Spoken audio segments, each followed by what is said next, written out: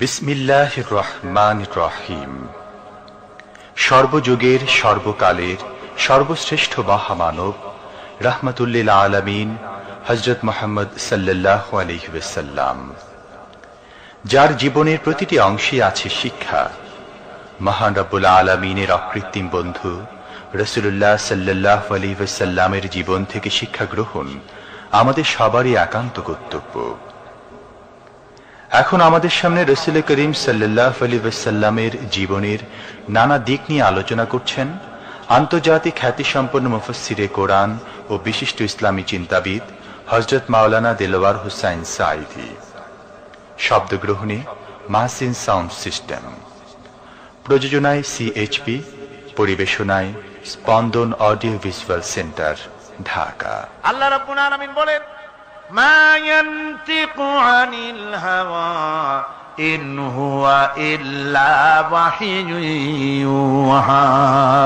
আমার নবী নফসকে অনুসরণ করে, প্রবৃত্তিকে অনুসরণ করে কোনো কথা বলেন না। আমার নবী যেটা বলেন সেটা হলো ওহী। আমি যা বলতে বলি তাই তিনি বলেন। ওয়ালাউ তাকাওয়ালা আলাইনা বা'দাল আকাবিল।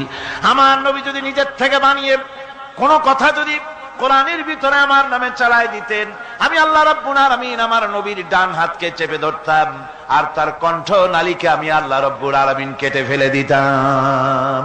তিনি যা বলেছেন সব কার কথা? আল্লাহ পাকের কথা। তিনি হচ্ছেন গোটা বিশ্বের সর্বশ্রেষ্ঠ চরিত্রের আধার। তার চরিত্রের সার্টিফিকেট আল্লাহ পাক দিচ্ছেন। চরিত্রের সার্টিফিকেট কে দিলেন? আল্লাহ পাক দিয়েছেন। কোরআনে কারীমের মধ্যে আল্লাহ রাব্বুল আলামিন বলেন, ওয়া ইন্নাকা লাআলা খুলুকিন আযীম। নবী হে, আপনি হচ্ছেন পুত পবিত্র চরিত্রের উপরে প্রতিষ্ঠিত। সুবহানাল্লাহ ওয়া বিহামদিহি। আপনি শ্রেষ্ঠ চরিত্রের উপরে প্রতিষ্ঠিত। দেখুন, রাসূল করিম সাল্লাল্লাহু আলাইহি ওয়াসাল্লাম নবুয়ত পাওয়ার পর যখন তিনি ঘরে প্রবেশ করেছেন, সর্বপ্রথম হযরত জিবরাইলের সঙ্গে জীবনের প্রথম দেখা। ভয় পেয়েছেন, শরীরে জ্বর এসেছে, এবং হযরতে খাদিজাকে গিয়ে বলছেন যে আমাকে ঢেকে দাও, আমি ভয় পেয়েছি। হযরতে খাদিজাতুল কুবরা রাদিয়াল্লাহু তাআলা আনহা তিনি রাসূলকে বলছেন, আবুল কাসেম, হে কাসেমের পিতা, আপনার ভয় পাওয়ার কোনো কারণ নাই। আপনাকে জিন বা শয়তান কোনো অনিষ্ট করতে পারে না, কারণ আপনি এতিমদেরকে, মিসকিনদেরকে খেতে দেন, আপনি বিধবাকে আশ্রয় দেন, আপনি প্রতিবেশীর হক আদায় করেন, আপনি আত্মীয়দের হক আদায় করেন। কি সার্টিফিকেট দিচ্ছেন? স্ত্রী তো স্বামীর জন্য ভালোবাসা দিতে পারে, মহব্বত দিতে পারে, জান দিতে পারে, কিন্তু ঈমান তো আনতে পারে না। ঈমান আনা তো এত সহজ ব্যাপার না। কিন্তু রাসূল করিম সাল্লাল্লাহু আলাইহি ওয়াসাল্লাম যখন তাকে তাওহীদের দাওয়াত দিলেন, রিসালাতের দাওয়াত দিলেন এবং বললেন আমি নবী, হযরত খাদিজা এক মুহূর্ত দেরি করেন। হযরতে খাদিজা তার কাছে রাসূলুল্লাহ যখন রিসালাতের দাওয়াত পেশ করলেন, সঙ্গে সঙ্গে হযরত খাদিজা পড়ে নিলেন, লা ইলাহা ইল্লাল্লাহু মুহাম্মাদুর রাসূলুল্লাহ। জোরে সরে পড়েন, লা ইলাহা ইল্লাল্লাহ, লা ইলাহা ইল্লাল্লাহ।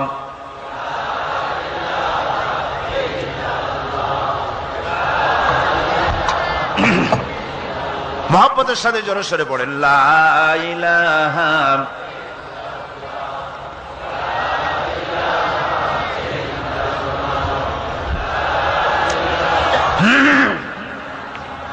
লা ইলাহা ইল্লাল্লাহু মুহাম্মাদুর রাসূলুল্লাহ।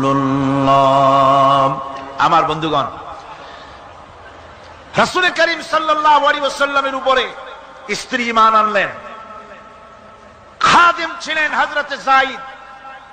খাদেম তো তার প্রভুর জন্য জান দিতে পারে, মাল দিতে পারে, মহব্বত করতে পারে, সব পারে। খাদেম ঈমান আনতে পারে না, যেহেতু খাদেমের কাছে তার সাহেবের ইনস এন্ড আউট, তার ভেতর বাইরে সবকিছুই পরিষ্কার থাকে। হযরতে রাসূলের খাদেম ছিলেন হযরতে যায়েদ। হযরত যায়েদ তার উপরে যখন 15 বছর খাদেম ছিলেন রাসূলুল্লাহ, হুজুর যখন তার কাছে দাওয়াত পেশ করলেন, যখন রিসালাতের দাওয়াত পেশ করলেন, তাওহীদের দাওয়াত দিলেন, খাদেম যায়েদ একটু চিন্তা করলেন না, সাথে সাথে পড়লেন লা ইলাহা ইল্লাল্লাহু মুহাম্মাদুর রাসূলুল্লাহ। রাসূলের বন্ধু ছিলেন হযরত আবু বকর সিদ্দিক রাদিয়াল্লাহু তাআলা আনহু, 20 বছরের বন্ধু। কত বছরের বন্ধু? 20 বছর। 20 বছর বসে একজন বন্ধু আর একজন বন্ধুকে চিনতে মোটেই কিছু বাকি থাকে না। হযরত আবু বকর রাদিয়াল্লাহু তাআলা আনহু তার কাছে যখন রাসূলুল্লাহ নবুয়তের দাওয়াত পেশ করলেন, হযরতে আবু বকর রাদিয়াল্লাহু তাআলা আনহু এক মুহূর্ত দেরি করেন নাই, বলেছেন আপনার চরিত্র নবুয়তের চরিত্র আগেই বুঝতে পেরেছি, সাধারণ মানুষের চরিত্র এমন হতে পারে না। তিনিও কালেমা পড়ে মুসলমান হয়ে গেলেন। সাহাবায়ে কেরাম রাসূলের প্রতি এই মোহাব্বত, এই শ্রদ্ধা তারা পোষণ করেছেন। নবী তার চরিত্র দিয়ে মানুষের সামনে নিজেকে প্রকাশ করেছেন। তার চরিত্র দুই রকম ছিল না, চরিত্র একরকম ছিল। ব্যক্তিগত চরিত্র আর পারিবারিক চরিত্র দুই রকম না। তার ব্যক্তিগত যে চরিত্র ওইটাই ছিল তার ঘরের চরিত্র, যেটা ছিল ঘরের সেটাই ছিল বাইরের। হযরত আয়েশা সিদ্দিকা রাদিয়াল্লাহু তাআলা আনহা সাহাবীদের প্রশ্নের জবাবে বলেছেন রাসূলের চরিত্র হচ্ছে কোরআন। রাসূলের চরিত্র কি? কোরআন। রাসূলুল্লাহ এই পৃথিবীতে কেন আসছেন? আসার কারণ হলো তিনি হচ্ছেন আদর্শ। আল্লাহর নবী বলেছেন লাকাদ কানা লাকুম ফি রাসূলিল্লাহি উসওয়াতুন হাসানাহ, তোমাদের জন্য গ্রহণযোগ্য মহত্তম আদর্শ হতেছে তোমাদের রাসূল। তোমাদের রাসূলের ভিতরেই তোমাদের আদর্শ রয়েছে, তার কাছ থেকে তোমরা আদর্শ গ্রহণ করো। তিনি এতিমের আদর্শ, শিশুর আদর্শ, কিশোরদের আদর্শ, যুবকের আদর্শ, তরুণের আদর্শ, বৃদ্ধের আদর্শ, পিতার আদর্শ, নানার আদর্শ, স্বামীর আদর্শ, সেনাপতির আদর্শ, শ্রমিকের আদর্শ, রাষ্ট্রপ্রধানেরও সকলের জন্য আদর্শ। যেই যুগে বেহাপনার উলঙ্গপনা দিয়েছিল সমাজ ভর্তি, আল্লাহর ঘর তাওয়াফ করে নারী আর পুরুষেরা উলঙ্গ হয়ে, সেই যুগে রাসূলুল্লাহ যখন কাবা শরীফ রিকনস্ট্রাকশন হচ্ছিল, পুনর্নির্মাণ হচ্ছিল, তখন তিনি বহন করছিলেন পাথরগুলি মাথায় করে। তার চাচা তাকে বললেন তোমার তো বড্ড কষ্ট হচ্ছে, তুমি এখন এইটাকে ঘাড়ের উপরে, লুঙ্গিটা খুলা ঘাড়ের উপরে রেখে তারপর এটা বহন করো। হুজুর যখন লুঙ্গির গিরায় হাত দিয়েছেন খুলবেন এই চিন্তা করে ঘাড়ের উপরে রেখে পাথর বহন করবেন, লুঙ্গির গিটে হাত দিয়েছেন, খোলেন নাই। লুঙ্গির গিটের উপরে হাত রেখে তিনি চিন্তা করলেন এতগুলি লোকের সামনে কাপড়টা খুললে পরে কি শরম হবে। কাপড়টা খোলেনি নাই, শুধু খুললে পরে কি লজ্জা হবে। এই আগাম শরমের অনুভূতিতে মুহাম্মদ সাল্লাল্লাহু আলাইহি ওয়াসাল্লাম বেহুশ হয়ে জমিনের উপরে পড়ে গেছেন। আদর্শ কাকে বলে? শিশুর আদর্শ, কিশোরের আদর্শ, স্বামীর আদর্শ, পিতার আদর্শ, নানার আদর্শ, গোটা পৃথিবীর সমস্ত মানুষের আদর্শ রাসূল করিম সাল্লাল্লাহু আলাইহি ওয়াসাল্লাম। তার কাছে তিনি স্ত্রীদের আদর্শ ছিলেন, তিনি নানার আদর্শ ছিলেন। ইমাম হোসেনকে তিনি কোলে নিচ্ছেন, ঘাড়ে উঠছে বাচ্চা, বুকের উপরে উঠছে। একজন সাহাবী বলছেন হুজুর বাচ্চা পেলে আপনি এত আদর করেন, আমার তো ৬-৭টা ছেলে মেয়ে, আমি মোটে কোলেও নি না আর জীবনে একবার সুমাও খাই না, আমার মোটে ইচ্ছাই করে না। হুজুর বললেন আল্লাহ যদি তোমার দিলের মধ্যে রহম পয়দা না করেন তো আমি কি করতে পারি। হুজুর বাচ্চাকে নিয়ে আদর করছেন। ইমাম হোসেনকে বলছেন হোসেন কে বড় বলো তো, তুমি বড় না আমি বড়? হোসেন বলছেন নানাজি আমি আপনার থেকে বড়। আশ্চর্য কথা, তুমি আমার থেকে বড় কিভাবে? হোসেন বলছেন নানাজি বলুন তো আপনার পিতার নাম কি? হুজুর বলছেন আমার পিতার নাম আব্দুল্লাহ। হোসেন বলছেন এই আব্দুল্লাহ এই পর্যন্তই শেষ, আপনি তো আমার পিতার মতো পিতা পান নাই, আমার আব্বার মতো আব্বা আপনার আছে। আমার আব্বাকে বলা হয় আসাদুল্লাহিল গালিব, সমস্ত কাফেরদের জন্য বিজয়ী বীর বাঘ আমার আব্বা। এবং আমার আব্বা সম্পর্কে আপনি বলেছেন আনা মাদিনাতুল ইলম ওয়া আলিয়ুম বাবুহা, আমি হচ্ছে একটি জ্ঞানের রাজ্য আর আলী হচ্ছে সেই রাজ্যে প্রবেশের প্রধান তরুণ। আমার বাপের মতো বাপ আছে আপনার? হুজুর আশ্চর্য হয়ে গেলেন, বাচ্চা বলে কি? হোসেন বলছেন নানাজি এবার কোন তো দেখি, এবার বলুন তো দেখি আপনার মায়ের নাম কি? হুজুর বলছেন আমার মায়ের নাম আমেনা। হযরত হোসেন বলছেন এই আমেনা পর্যন্তই শেষ, কয়জনে চিনবে কর? আমার মায়ের মতো একটা মা আপনার আছে? আমার মায়ের মতো একটা মা আপনি পেয়েছেন? আমার মাকে চেনেন? আমার মা হচ্ছেন জান্নাতের সাইয়্যিদাতুন নিসা, জান্নাতের সমস্ত মহিলাদের সরদারিনী আমার মা ফাতিমাতুজ জাহরা রাদিয়াল্লাহু তাআলা আনহা। আমার মায়ের মতো একটা মা আপনি পেয়েছেন? হোসেন বলছে, নানাজি আরো বলবো নাকি? কয় হ্যাঁ বলো। বলছে, নানাজি এবার কোন তো দেখি আপনার নানার নাম কি? হুজুর বলছেন, আমার নানার নাম আব্দুল ওয়াহাব।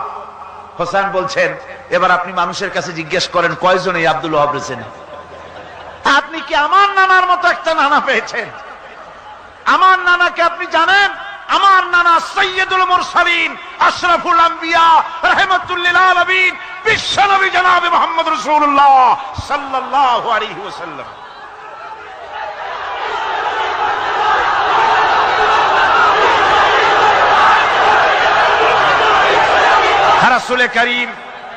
রাসূল করিম সাল্লাল্লাহু আলাইহি ওয়াসাল্লাম হোসাইনকে বুকের সাথে জড়িয়ে ধরে হোসাইনের ঠোঁটের উপরে, তার চিবুকের উপরে, তার গণ্ডদেশে, তার কপলে বারবার চুমো খেতে লাগলেন আর বললেন, নানা আমি আজকে তোমার সামনে হেরে গেলাম। সুবহানাল্লাহি ওয়া বিহামদিহি। কি আদর করতেন তিনি বাচ্চাদেরকে। রাসূলুল্লাহ রাস্তা দিয়ে যেতেন আর বাচ্চারা খেলাধুলা ছেড়ে রাসূলের কাছে ছুটে আসতো। একবার তো রাসূলুল্লাহ একটা বাচ্চার মাথায় হাত বুলিয়ে খেলা ছেড়ে দিয়ে ছুটে আসছে। হুজুর তাকে জিজ্ঞেস করলেন, তোমার সাথে যে পাখিটা থাকতো সেই লাল পাখিটা কই? ছেলে তো কেঁদে ফেললো। ছেলে বলে ফেললো যে আপনি বিশ্বনবী, আমি একটা ছোট্ট মানুষ, আমার পাখির খবর আপনি রাখেন। সুবহানাল্লাহি ওয়া বিহামদিহি। রাসূলুল্লাহ তার চরিত্র দিয়ে মানুষকে জয় করেছিলেন, মুহাব্বত দিয়ে। তরবারি দিয়ে ইসলাম প্রতিষ্ঠিত হয় নাই, ইসলাম এসেছে মুহাব্বত দিয়ে, উদারতা দিয়ে, ভালোবাসা দিয়ে। তরবারি দিয়ে ইসলাম বিজয় হয় নাই পৃথিবীর বুকে। পিতামাতার প্রতি ভালোবাসা ইসলামের এক মহান শিক্ষা, যা দেখতে পাওয়া যায় রাসূলুল্লাহ সাল্লাল্লাহু আলাইহি ওয়াসাল্লামের চরিত্রে। আল্লাহ রাব্বুল আলামিন বলেন, ওয়াকুল লাহুমা কাওলান কারীমা। মা বাবার সঙ্গে সম্মানজনক কথা বলো, খবরদার বেয়াদবি করবে না। আর মা বাপের জন্য, তাদের জন্য আমি আল্লাহ রাব্বুল আলামিনের কাছে দোয়া করো, রব্বিরহামহুমা কামা রাব্বায়ানি সাগীরা। পড়েন সবাই, রব্বিরহামহুমা কামা রাব্বায়ানি সাগীরা। আল্লাহ রাব্বুল আলামিন শিখাই দিলেন, বান্দারে তোর মা বাপের জন্য আমার কাছে দোয়া কর, আয় আল্লাহ আমার মা বাপ যেমন ছোট্টবেলায় আমাকে স্নেহের কোলে লালন পালন করেছে, মাবুদ গো আমার মা বাপকে তোমার রহমতের কোলে লালন পালন করো। আল্লাহ শিখাই দিচ্ছে। হাদিস শরীফ এসেছে, হুজুর বসে আছেন মসজিদে নববীতে, সাহাবায়ে কেরাম বসা। এক বৃদ্ধা মহিলা প্রবেশ করেছেন মসজিদে, হুজুর তাকে দেখে দাঁড়ায় গেলেন। মহিলা আসার পর নবীজি নিজের গায়ের চাদর বিছিয়ে দিলেন। মহিলা চলে যাওয়ার পর সাহাবায়ে কেরাম জিজ্ঞেস করলেন, হুজুর একজন সাধারণ মেয়ে লোকের জন্য হুজুর নিজের চাদর বিছাইলেন, বুঝলাম না ফজিলত কি, চিনলাম না মেয়ে লোকটাকে। হুজুর বলেন, সাহাবীরা চাদর তো ভালো, হক তো আদায় করতে পারি নাই, চিনতে পারো নাই, তোমরা বুঝতে পারো নাই। আমি দুনিয়া আসার পর আমার মায়ের দুধ আমার কিসমতে তেমন হয় নাই, আমি আমার মায়ের যত্ন তেমন পাই নাই, স্নেহ আদর তেমন পাই নাই। যার বুকের দুধ খাইয়া, যার কোলে কাখে চড়ে আমি বড় হয়েছি, ইনি আমার সেই দুধ মা হযরতে হালিমাতুস সাদিয়া। বন্ধুরা, মা যদি বেঁচে থাকে, রাত্রে বাড়ি গিয়ে পায়ে ধরুন, বলেন মা অন্যায় করেছি, জীবনে বহু বেয়াদবি করেছি, আমারে মাফ করে দাও। বিশ্বাস করুন, মা বাপের যদি খেদমত করেন, মা বাপ যদি রাজি থাকে, রিজকে, খাদ্যে, টাকায়, ইজ্জতে জীবনেও কষ্ট হবে না। বিপদে অবিচলতার মুক্ত প্রতীক বিশ্বনবী মুহাম্মদ সাল্লাল্লাহু আলাইহি ওয়াসাল্লাম। সর্ব অবস্থায় আল্লাহর উপর ভরসা করে ধৈর্য ধরার ক্ষেত্রে তিনি স্থাপন করেছিলেন এক অনন্য দৃষ্টান্ত। হিজরতের ঘটনা তার প্রকৃষ্ট উদাহরণ। আমার ভাইয়েরা, বিপদে অবিচলতা আমাদেরকে পয়গম্বরেরা শিক্ষা দান করেছেন। আমরা দেখতে পেয়েছি বিশ্বনবী জনাবে মুহাম্মদুর রাসূলুল্লাহ সাল্লাল্লাহু আলাইহি ওয়াসাল্লাম হিজরতের রাত, কাফেররা চতুর্দিকে দাঁড়ানো, হযরত জিবরাইল এসে বলেন, ইয়া রাসূলুল্লাহ, হে কাফেরেরা চতুর্দিকে ঘিরে দাঁড়িয়েছে, গভীর রাত, এখন হাতে তাদের তরবারি, সকাল হলে পরেই তারা আপনাকে মেরে ফেলে দিবে, তাড়াতাড়ি ওঠেন, মদিনার দিকে চলে যান। আল্লাহ নবী ঘুমের থেকে জেগে হযরত আলীকে ডেকে বলেন, আলী, আল্লাহ অর্ডার করেছেন আমি মদিনায় চললাম, আমার বিছানার পরে আমার চাদর গায়ে দিয়ে শুয়ে থাকো। হযরত আলী বলেন, আল্লাহর হাবিব, আপনার চাদর গায়ে দিয়ে ঘুমিয়ে থাকবো, সকালবেলায় কাফির বেঈমানেরা আপনার বিছানার পরে আপনার চাদর গায়ে দেওয়া অবস্থায় আমি আলীকে তারা মুহাম্মদ মনে করবে, আর আমি আলীকে নবী মনে করে তারা তাদের তরবারি দিয়া কেটে কেটে টুকরা টুকরা করে আমারে বিদায় করে দেবে দুনিয়া থেকে। এতটুকুনো পরোয়া করি না, বরং আমার দিলের মধ্যে এটাই তৃপ্তি থাকবে যে আমি আলীর জীবনের বিনিময় আল্লাহর হাবিব দুনিয়ায় বেঁচে আছেন। নবীজি ঘরের থেকে বেরোলেন, চতুর্দিকে কাফেররা দাঁড়ানো। আল্লাহ নবী হাতে এক মুষ্টি বালু হাতে নিয়ে শাহাতেল ওযু পড়ে 3 বার দম করে বালুগুলো ছেড়ে দিলেন। বালিগুলি ঘরের চতুর্দিকে কাফেরদের চোখে চলে গেল। পরবর্তী সময় রব্বুল আলামিন ডেকে বলেন, নবীরে, বালি যখন নিক্ষেপ আপনি করেছিলেন, ধুলাগুলি আপনি তো শুধু নিক্ষেপ করেছিলেন, কিন্তু চতুর্দিকে কাফেরদের চোখে গেল কেমনে? একদিকে মেরেছিলেন, সেই দিকেই তো যাওয়ার কথা ছিল, চতুর্দিকের কাফেরের চোখে চোখে সেগুলো পৌঁছে গেল কেমনে? ওয়ামা রামাইতা ইদ রামাইতা ওয়ালাকিন্নাল্লাহ রামা। আপনি নিক্ষেপ করেন নাই, যখন আপনি নিক্ষেপ করেছিলেন আপনি তো শুধু বালুকণা ছেড়েছেন, আর ওই বালুকণাগুলি ঘরের চতুর্দিকে সব কাফেরদের চোখে পৌঁছবার দায়িত্ব আমার কুদরত গ্রহণ করেছিল। আমার ভাইয়েরা, নবীজি বিপদে, এতগুলি শত্রু তরবারি নিয়ে তিনি বিপদে ধৈর্য হারা হন নাই। আস্তে করে ঘরের থেকে বেরিয়ে হযরত আবু বকরের বাড়িতে গিয়ে হাজির। দরজায় গিয়ে আওয়াজ দিলেন, আবু বকর। অমনি দরজা খুলে গেল। লাব্বাইক ওয়া সাদাইক। হুজুর বলেন, আবু বকর রে, একটা ডাকে কেমনে সাড়া দিলে? তুমি কি ঘুমাইছিলে না? হযরত আবু বকর বলেন, হুজুর, আপনি বলেছেন আমাকে নিয়ে হিজরত করবেন, আমি মনে মনে চিন্তা করেছি, না জানি কত রাত্রে নবীজি আসেন, উঠতে যদি আমার দেরি হয়ে যায়, নবীজি যদি দরজার কাছে দাঁড়ায় দাঁড়ায় আমারে ডাকাডাকি করে, আর আমি যদি ঘুমায় থাকি, তাহলে আল্লাহর নবীর সঙ্গে বেয়াদবি হয়ে যাবে। এই মনে করে বিছানায় না ঘুমাইয়া আপনার গলার আওয়াজ শোনার জন্য এই দরজার সঙ্গে পিঠ লাগাইয়া লাগাইয়া দাঁড়াইয়া ঘুমাচ্ছিলাম। আল্লাহর নবী হযরত আবু বকরকে সঙ্গে করে নিয়ে চললেন মদিনার দিকে। উল্টা পথে রওনা করলেন। বারবার কাবা শরীফের দিকে তাকাতে লাগলেন। বুখারী শরীফে এসেছে, নবীজি বারবার কাবার দিকে তাকিয়ে বলতেছেন, রে কাবা, বড় আশা ছিল তোর কাছে থাকবো, তোর খেদমত করব, কিন্তু তোর নিষ্ঠুর সন্তানেরা তোর কাছে আমারে থাকতে দিল না রে। আল্লাহ নবী মিসফালা দিয়ে জাবালে কেদোয়ার উপর দিয়ে চলে গেলেন জাবালে সুরে। গুহার কাছে যখন গিয়েছেন, ফজর রক্ত হয়ে গেল। হযরত আবু বকর রাদিয়াল্লাহু তাআলা আনহু বলছেন, হুজুর, আর উপায় নাই, দিন হয়ে গেল, এখন বুঝি ধরা পড়ে যাব, ওই গুহার মধ্যে গিয়ে আশ্রয় নেই। তবে আপনি দাঁড়ান, গুহার ভিতরেই পাহাড়িয়া গুহা, বিচ্ছু থাকতে পারে, সাপ থাকতে পারে, আমি আগে ঢুকি, যদি কোনো হিংস্র প্রাণী থাকে আমার উপর দিয়া আঘাত হয়ে যাক, আল্লাহর নবী হেফাজতে থাকুক। হযরত আবু বকর রাদিয়াল্লাহু তাআলা আনহু গুহার ভিতরে নামলেন। নেমে গুহা সাফ করে হুজুরকে ডাকলেন। হুজুর তাশরীফ ফরমালেন গুহার মধ্যে। হুজুর বলেন, আবু বকর, হেঁটে হেঁটে কষ্ট হয়ে গেছে, তুমি বসো, তোমার উরুর উপরে মাথা রেখে আমি একটু ঘুমায়ে যাই। আল্লাহর হাবিব ঘুমায় গেলেন। হযরত আবু বকর লক্ষ্য করে দেখেন চতুর্দিকে অনেকগুলি গর্ত দেখা যায়। এই গর্ত থেকে সাপ আসতে পারে, বিচ্ছু আসতে পারে মনে করে নিজের গায়ের চাদর ছিঁড়ে ছিঁড়ে গর্তগুলি বন্ধ করা শুরু করে দিলেন। কয়েকটা গর্ত বন্ধ করার মতো চাদর আর নাই, পাও দিয়ে চেপে ধরলেন। এক পাহাড়িয়া বিষধর সাপ বেরোবার জন্য চেষ্টা করে বেরোবার পথ খুঁজে না পেয়ে হযরত আবু বকরের পায়ের উপরে দংশন করেছে। বিষের যন্ত্রণায় হযরত আবু বকরের চোখ থেকে পানি দরদর করে পড়ছে। রাসূলুল্লাহর ঘুম ভেঙে গেল। আল্লাহর নবী তাকিয়ে বলেন, আবু বকর, চোখে পানি কেন? বাড়ির কথা বুঝি মনে পড়ে গেছে? হযরত আবু বকর বলেন, ইয়া রাসূলুল্লাহ, আল্লাহর নামে কসম করে বলি, যেই দিন আমি ঈমান এনেছি ওই দিন থেকে আমার মা বাপ, আমার কোলে আমার সন্তান, আমার স্ত্রী, আমার জায়গা জমি ঘর বাড়ি, এমনকি আমার নিজের আত্মার চাইতে হুজুর আপনারে ভালোবাসি বেশি। তাহলে কাঁদো কেন? হযরত আবু বকর বলেন, হুজুর, বাড়ির জন্য কাঁদি না, ছেলে পেলের জন্য কাঁদি না, সাপে দংশন করেছে, যন্ত্রণায় কাঁদতেছি। আল্লাহ নবী সঙ্গে সঙ্গে মুখ থেকে থুতু বার করে যন্ত্রণার জায়গায় লাগাই দিলেন, সঙ্গে সঙ্গে যন্ত্রণা বন্ধ হয়ে গেল। হুজুর বললেন, আবু বকর, প্রথম যখন তোমার এই আঘাত করেছিল সাপে, আমাকে কেন তাড়াতাড়ি বলো নাই? এতক্ষণ তো তোমার কষ্ট হতো না।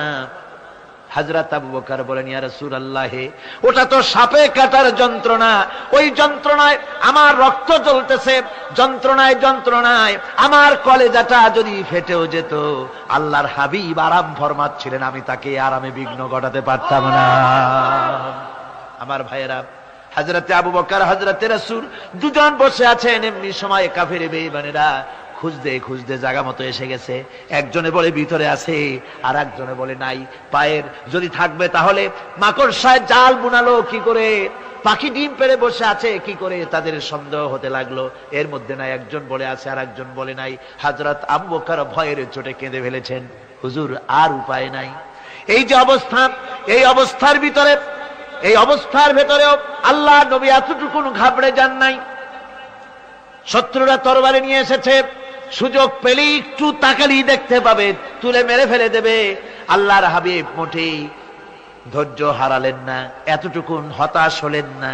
আল্লাহ পাকের হাবিব তার সাথীকে কি বললেন? তখন কোরআনে কারীম সূরা তাওবার মধ্যে আল্লাহ তা উদ্ধৃত করেছেন মুমিনদের জন্য, ইযহুমা ফিল গার ইয ইয়াকুলু লিসাহিবিহি লা তাহজান ইন্নাল্লাহা মা'ানা।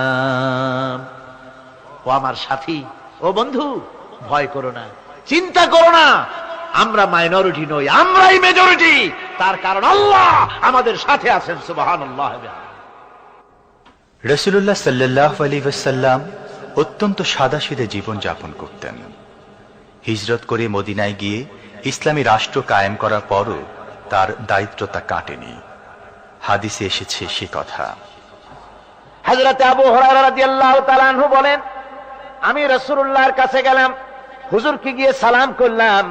আল্লাহর নবী সালামের জবাব দিলেন, কিন্তু দেখতে পেলাম মুখ নড়ে, আওয়াজ বেরোলো না। কারণ কি? কাছে গিয়ে দেখি নবীজি ক্ষুধার যন্ত্রণায় কথা বলতেছেন, আওয়াজ বেরোতেছে না। এত ক্ষুধা লেগেছে আল্লাহর নবীর।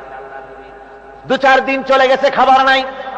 রাসূলুল্লাহ সমস্ত গনিমতের মাল, যাকাত সদকার মালগুলি, খাদ্য দ্রব্যগুলি দুহাতে বিতরণ করেছেন। নিজের পেটে খাবার নাই, মানুষকে দিতেছেন। দিতে দিতে এশার নামাজ পড়ে নবীজি ঘরের মধ্যে প্রবেশ করে হযরতে আয়েশা সিদ্দিকা রাদিয়াল্লাহু তাআলা আনহাকে ডেকে বলেন, আয়েশা রে, সারাদিন কষ্ট করেছি, দারুণ ক্ষুধা লেগেছে, তাড়াতাড়ি করে কিছু খাবার আমারে এনে দাও। হযরতে আয়েশা হুজুরের ক্ষুধার্ত শ্রান্ত ক্লান্ত চেহারার দিকে তাকাইয়া হযরত আয়েশা কেঁদে ফেলেছেন। হযরত মা আয়েশা কাঁদেন আর বলেন, ইয়া রাসূলুল্লাহ, হে আল্লাহর নামের কসম করে বলি, আমি আয়েশার ঘরে কোনো পানি ছাড়া কোনো খাবার নাই। এই ছিল রাসূলের আদর্শ। হাদিস শরীফে এসেছে, আল্লাহর নবী বলেন, তোমরা যদি রাষ্ট্রীয় ক্ষমতায় যাও, বাড়ি না থাকলে সরকারি খরচ একটা বাড়ি নিতে পারো। তোমার যদি যানবাহন না থাকে, সরকারি খরচে যানবাহন নিতে পারো। ছেলে মেয়ের কাপড় চোপড়, লেখাপড়া, শিক্ষা, চিকিৎসার জন্য যদি না থাকে, তাহলে তুমি সরকার থেকে নিতে পারো।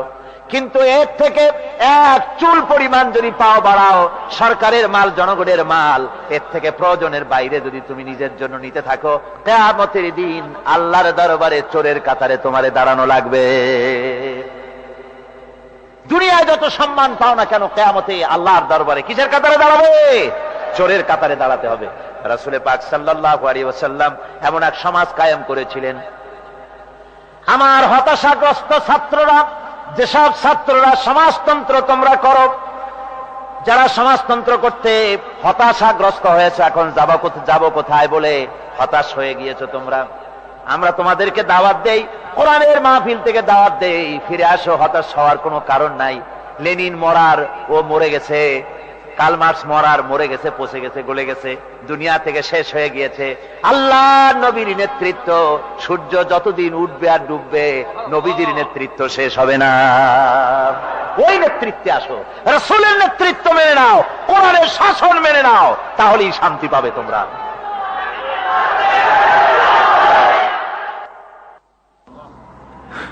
আল্লাহর নবী দুপুরে আরাম করতেছিলেন। হযরত ওমর বলেন, আমি দেখতে গিয়েছিলাম রাসূলুল্লাহকে, আমি যাই সালাম দিলাম, হুজুর উঠে বসলেন। আমি দেখি খেজুরের পাতা দিয়া বুনানো দড়ি, সেই দড়ি দিয়া বুনানো খাটিয়া এখনো মক্কা মদিনায় আছে, যারা হজ করতে গেছেন দেখেছেন।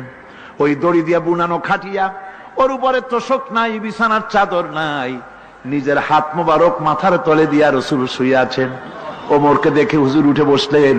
ওমর বলেন, আমি রাসূলের পিঠের দিকে তাকায় দেখি দড়িগুলোর দাগ কেটে আছে।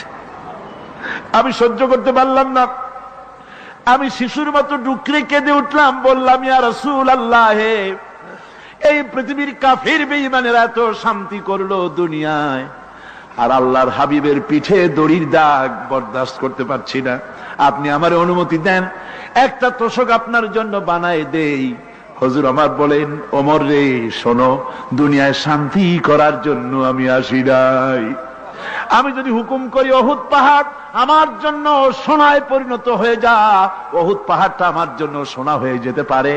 আমি দুনিয়ায় শান্তির জন্য আসি নাই, এসেছি মানবতার মুক্তির জন্য, পৃথিবীর মানুষগুলিকে বাঁচাতে এসেছি, সাদা কালো মানুষের ব্যবধান দূর করতে এসেছি। রাসূলুল্লাহ নারীর অধিকার দিলেন, সাদা কালা মানুষের ব্যবধান দূর করে দিলেন, পাহাড় সমান উঁচা সাদা কালা মানুষের অধিকারকে প্রতিষ্ঠিত করলেন। বললেন, মানুষে মানুষে কোনো পার্থক্য নাই, আরবের উপরে অনারবের, অনারবের উপরে আরবের, ভাষার, সাদার উপরে কালোর, কালোর উপরে সাদার, কোন বর্ণ বৈষম্য ইত্যাদি দিয়ে মানুষের ফজিলত হয় না, মানুষের মর্যাদা বাড়ে। ইন্না আকরামাকুম ইনদাল্লাহি আতকাকুম, মানুষের মধ্যে মর্যাদা তোমাদের মধ্যে আল্লাহর কাছে তার যে ব্যক্তি তোমাদের মধ্যে আল্লাহকে বেশি ভয় করে। সুবহানাল্লাহ কোন, সুবহানাল্লাহ কোন। আমার ভাইয়েরা, নবীজি মদিনা মুনাওয়ারায় ইসলামী রাষ্ট্রের রাষ্ট্রপ্রধান হয়েছেন। আজ বাজারে যেতেছেন, যাওয়ার সময় ডেকে ডেকে বলেন, বিধবাদের বাড়ির সামনে দিয়ে যায়, তোমাদের বাজার লাগবে নাকি? এতিমের বাড়ির সামনে থেকে যায়, তোমাদের বাজার লাগবে নাকি? আমারে বলো, আমি বাজার করে এনে দেব। নিজের পেটে খাবার নাই, দুয়ারে দুয়ারে খাবার পৌঁছে গেছে, খাবারের অভাব নাই, মানুষ খাওয়া পেয়েছে, পড়া পেয়েছে, চুরি ডাকাতি বন্ধ হয়ে গেছে। হুজুর বলেন, খায়রুল কুরুনে কারনি, সর্বশ্রেষ্ঠ যুগ আমার যুগ। সুদ বন্ধ হয়ে গেল। রাসূলুল্লাহ বললেন, সুদ আর চলবে না, হারাম। সুদ বন্ধ হয়ে গেল। হুজুর ব্যাংক চালু করে দিলেন। ব্যাংকের নাম হলো বাইতুল মাল। কি নাম হলো? এই ব্যাংক যেদিন রাসূলুল্লাহ উদ্বোধন করেন, আল্লাহর নবী বাইতুল মাল ব্যাংক উদ্বোধনের দিনে যে বক্তৃতা করলেন, বুখারীতে সেই বক্তৃতা লেখা হয়ে গেল। আল্লাহর নবী বলেন, মান তারাকা দায়নান আও দিয়ান ফালাইয়া, আমার এই রাষ্ট্রের ভিতরে কোন মানুষ যদি ঋণগ্রস্ত অবস্থায় মারা যায় আর ঋণ পরিশোধ করার মতো অর্থ যদি তার কাছে না থাকে, তাহলে তার ঋণ পরিশোধের দায়িত্ব, তার বিধবা স্ত্রী আর তার এতিম বাল বাচ্চার সব দায়িত্ব আমি মুহাম্মদ সাল্লাল্লাহু আলাইহি ওয়াসাল্লাম আমার কাঁধের উপরে উঠাইয়া নিলাম। এমন সুন্দর রাষ্ট্র চালু হয়ে গেছে, মানুষ খাবার পেয়েছে, পড়ার পেয়েছে।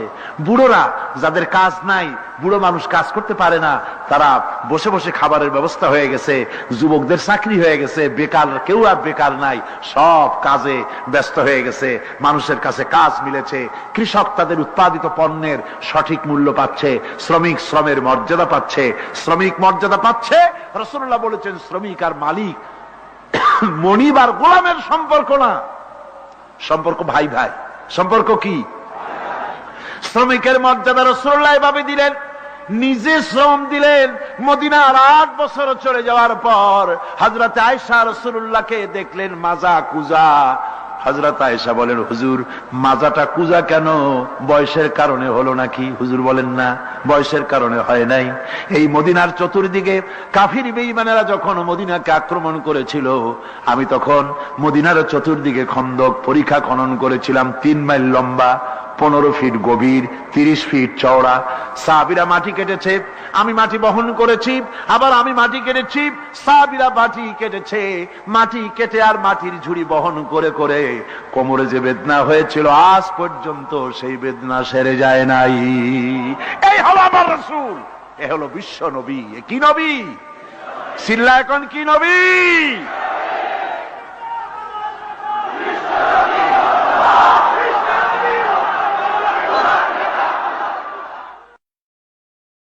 হুকুম করি উহুদ পাহাড় আমার জন্য সোনায় পরিণত হয়ে যা, উহুদ পাহাড়টা আমার জন্য সোনা হয়ে যেতে পারে। আমি দুনিয়ায় শান্তির জন্য আসি নাই, এসেছি মানবতার মুক্তির জন্য, পৃথিবীর মানুষগুলিকে বাঁচাতে এসেছি, সাদা কালো মানুষের ব্যবধান দূর করতে এসেছি।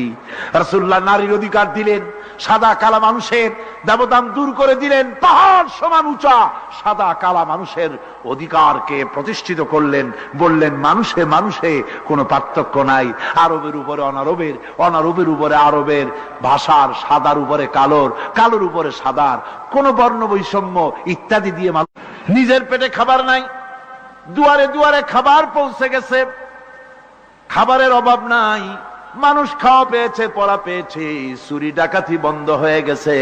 হুজুর বলেন খায়রুল কুরুনে কারনি, সর্বশ্রেষ্ঠ যুগ আমার যুগ। সুদ বন্ধ হয়ে গেল। রাসূলুল্লাহ বললেন সুদ আর চলবে না, হারাম। সুদ বন্ধ হয়ে গেল। হুজুর ব্যাংক চালু করে দিলেন। ব্যাংকের নাম হলো বাইতুল মাল। কি নাম হলো? এই ব্যাংক যেদিন রাসূলুল্লাহ উদ্বোধন করেন, আল্লাহর নবী বাইতুল মাল ব্যাংক উদ্বোধনের দিনে যে বক্তৃতা করলেন, বুখারীতে সেই বক্তৃতা লেখা হয়ে গেল। আল্লাহর নবী বলেন মান তারাকা দায়নান আও দিয়ান ফালাইয়া, আমার এই রাষ্ট্রের ভিতরে কোন মানুষ যদি ঋণগ্রস্ত অবস্থায় মারা যায় আর ঋণ পরিশোধ করার মতো অর্থ যদি তার কাছে না থাকে, তাহলে তার ঋণ পরিশোধের দায়িত্ব, তার বিধবা স্ত্রী আর তার এতিম বাল বাচ্চার সব দায়িত্ব আমি মুহাম্মদ সাল্লাল্লাহু আলাইহি ওয়াসাল্লাম আমার কাঁধের উপরে উঠাইয়া নিলাম। এমন সুন্দর রাষ্ট্র চালু হয়ে গেছে, মানুষ খাবার পেয়েছে, পড়ার পেয়েছে। বুড়োরা যাদের কাজ নাই, বুড়ো মানুষ কাজ করতে পারে না, তারা বসে বসে খাবারের ব্যবস্থা হয়ে গেছে। যুবকদের চাকরি হয়ে গেছে, বেকার কেউ আর বেকার নাই, সব কাজে ব্যস্ত হয়ে গেছে, মানুষের কাছে কাজ মিলেছে। কৃষক তাদের উৎপাদিত পণ্যের সঠিক মূল্য পাচ্ছে, শ্রমিক শ্রমের মর্যাদা পাচ্ছে, শ্রমিক মর্যাদা পাচ্ছে। রাসূলুল্লাহ বলেছেন শ্রমিক আর মালিক, মনিব আর গোলামের সম্পর্ক না, সম্পর্ক ভাই ভাই। সম্পর্ক কি? শ্রমিকের মর্যাদা রাসূলুল্লাহ এভাবে দিলেন, নিজে শ্রম দিলেন। মদিনার 8 বছর চলে যাওয়ার পর হযরত আয়েশা রাসূলুল্লাহকে দেখলেন মাজা কুজা। হযরত আয়েশা বলেন হুজুর মাজাটা কুজা কেন? বয়সের কারণে হলো নাকি? হুজুর বলেন না, বয়সের কারণে হয় নাই। এই মদিনার চতুর্দিকে কাফির বেঈমানেরা যখন মদিনাকে আক্রমণ করেছিল, আমি তখন মদিনার চতুর্দিকে খন্দক পরিখা খনন করেছিলাম, 3 মাইল লম্বা, 15 ফিট গভীর, 30 ফিট চওড়া। সাহাবীরা মাটি কেটেছে, আমি মাটি বহন করেছি, আবার আমি মাটি কেটেছি, সাহাবীরা মাটি কেটেছে। মাটি কেটে আর মাটির ঝুড়ি বহন করে করে কোমরে যে বেদনা হয়েছিল আজ পর্যন্ত সেই বেদনা সেরে যায় নাই। এই হলো আমার রাসূল, এ হলো বিশ্ব নবী। কি নবী? সিল্লা এখন কি নবী?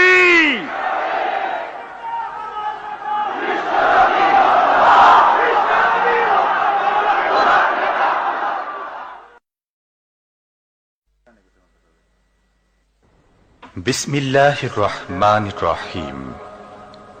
সর্বযুগের সর্বকালের সর্বশ্রেষ্ঠ মহামানব রাহমাতুল্লিল আলামিন হযরত মুহাম্মদ সাল্লাল্লাহু আলাইহি ওয়াসাল্লাম, যার জীবনের প্রতিটি অংশে আছে শিক্ষা, মহান রব্বুল আলামিনের অকৃত্রিম বন্ধু রাসূলুল্লাহ সাল্লাল্লাহু আলাইহি ওয়াসাল্লামের জীবন থেকে শিক্ষা গ্রহণ আমাদের সবারই একান্ত কর্তব্য। এখন আমাদের সামনে রাসূল করিম সাল্লাল্লাহু আলাইহি ওয়াসাল্লামের জীবনের নানা দিক নিয়ে আলোচনা করছেন আন্তর্জাতিক খ্যাতিসম্পন্ন মুফাসসিরে কোরআন ও বিশিষ্ট ইসলামী চিন্তাবিদ হযরত মাওলানা দেলোয়ার হোসাইন সাঈদী। শব্দগ্রহণে মাহসিন সাউন্ড সিস্টেম, প্রযোজনায় সিএইচপি, পরিবেশনায় স্পন্দন অডিও ভিজুয়াল সেন্টার, ঢাকা। আল্লাহ রাব্বুল আলামিন বলেন মা ইয়ানতিকু আনিল হাওয়া ইন হুয়া ইল্লা ওয়াহিয়ুন ইউহা। আমার নবী নফসকে অনুসরণ করে, প্রবৃত্তিকে অনুসরণ করে কোনো কথা বলেন না। আমার নবী যেটা বলেন সেটা হলো ওহী। আমি যা বলতে বলি তাই তিনি বলেন। ওয়ালাউ তাকাওয়ালা আলাইনা বা'দাল আকাবিল। আমার নবী যদি নিজের থেকে বানিয়ে কোনো কথা যদি কোরআনের ভিতরে আমার নামে চালায় দিতেন, আমি আল্লাহ রাব্বুল আলামিন আমার নবীর ডান হাতকে চেপে ধরতাম, আর তার কণ্ঠ নালীকে আমি আল্লাহ রাব্বুল আলামিন কেটে ফেলে দিতাম। তিনি যা বলেছেন সব কার কথা? আল্লাহ পাকের কথা। তিনি হচ্ছেন গোটা বিশ্বের সর্বশ্রেষ্ঠ চরিত্রের আধার।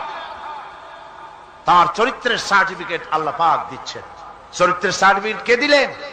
আল্লাহ পাক দিয়েছেন। কোরআনে কারীমের মধ্যে আল্লাহ রাব্বুল আলামিন বলেন, ওয়া ইন্নাকা লাআলা খুলুকিন আযীম। নবী হে, আপনি হচ্ছেন পুত পবিত্র চরিত্রের উপরে প্রতিষ্ঠিত। সুবহানাল্লাহ ওয়া বিহামদিহি। আপনি শ্রেষ্ঠ চরিত্রের উপরে প্রতিষ্ঠিত। দেখুন, রাসূল করিম সাল্লাল্লাহু আলাইহি ওয়াসাল্লাম নবুয়ত পাওয়ার পর যখন তিনি ঘরে প্রবেশ করেছেন, সর্বপ্রথম হযরত জিবরাইলের সঙ্গে জীবনের প্রথম দেখা, ভয় পেয়েছেন, শরীরে জ্বর এসেছে এবং হযরতে খাদিজাকে গিয়ে বলছেন যে আমাকে ঢেকে দাও, আমি ভয় পেয়েছি। হযরতে খাদিজাতুল কুবরা রাদিয়াল্লাহু তাআলা আনহা তিনি রাসূলকে বলছেন, আবুল কাসেম, হে কাসেমের পিতা, আপনার ভয় পাওয়ার কোনো কারণ নাই। আপনাকে জিন বা শয়তান কোনো অনিষ্ট করতে পারে না, কারণ আপনি এতিমদেরকে, মিসকিনদেরকে খেতে দেন, আপনি বিধবাকে আশ্রয় দেন, আপনি প্রতিবেশীর হক আদায় করেন, আপনি আত্মীয়দের হক আদায় করেন। কি সার্টিফিকেট দিচ্ছেন? স্ত্রী তো স্বামীর জন্য ভালোবাসা দিতে পারে, মহব্বত দিতে পারে, জান দিতে পারে, কিন্তু ঈমান তো আনতে পারে না। ঈমান আনা তো এত সহজ ব্যাপার না।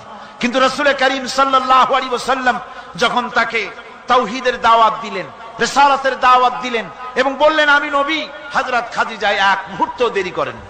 হযরতে খাদিজা তার কাছে রাসূলুল্লাহ যখন রিসালাতের দাওয়াত পেশ করলেন, সঙ্গে সঙ্গে হযরত খাদিজা পড়ে নিলেন, লা ইলাহা ইল্লাল্লাহু মুহাম্মাদুর রাসূলুল্লাহ। জোরে সোরে পড়েন, লা ইলাহা ইল্লাল্লাহ, লা ইলাহা ইল্লাল্লাহ।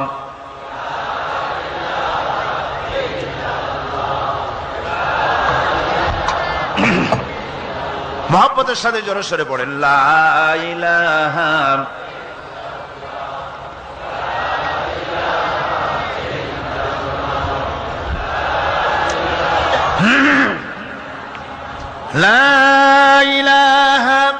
ইল্লাল্লাহু মুহাম্মাদুর রাসূলুল্লাহ।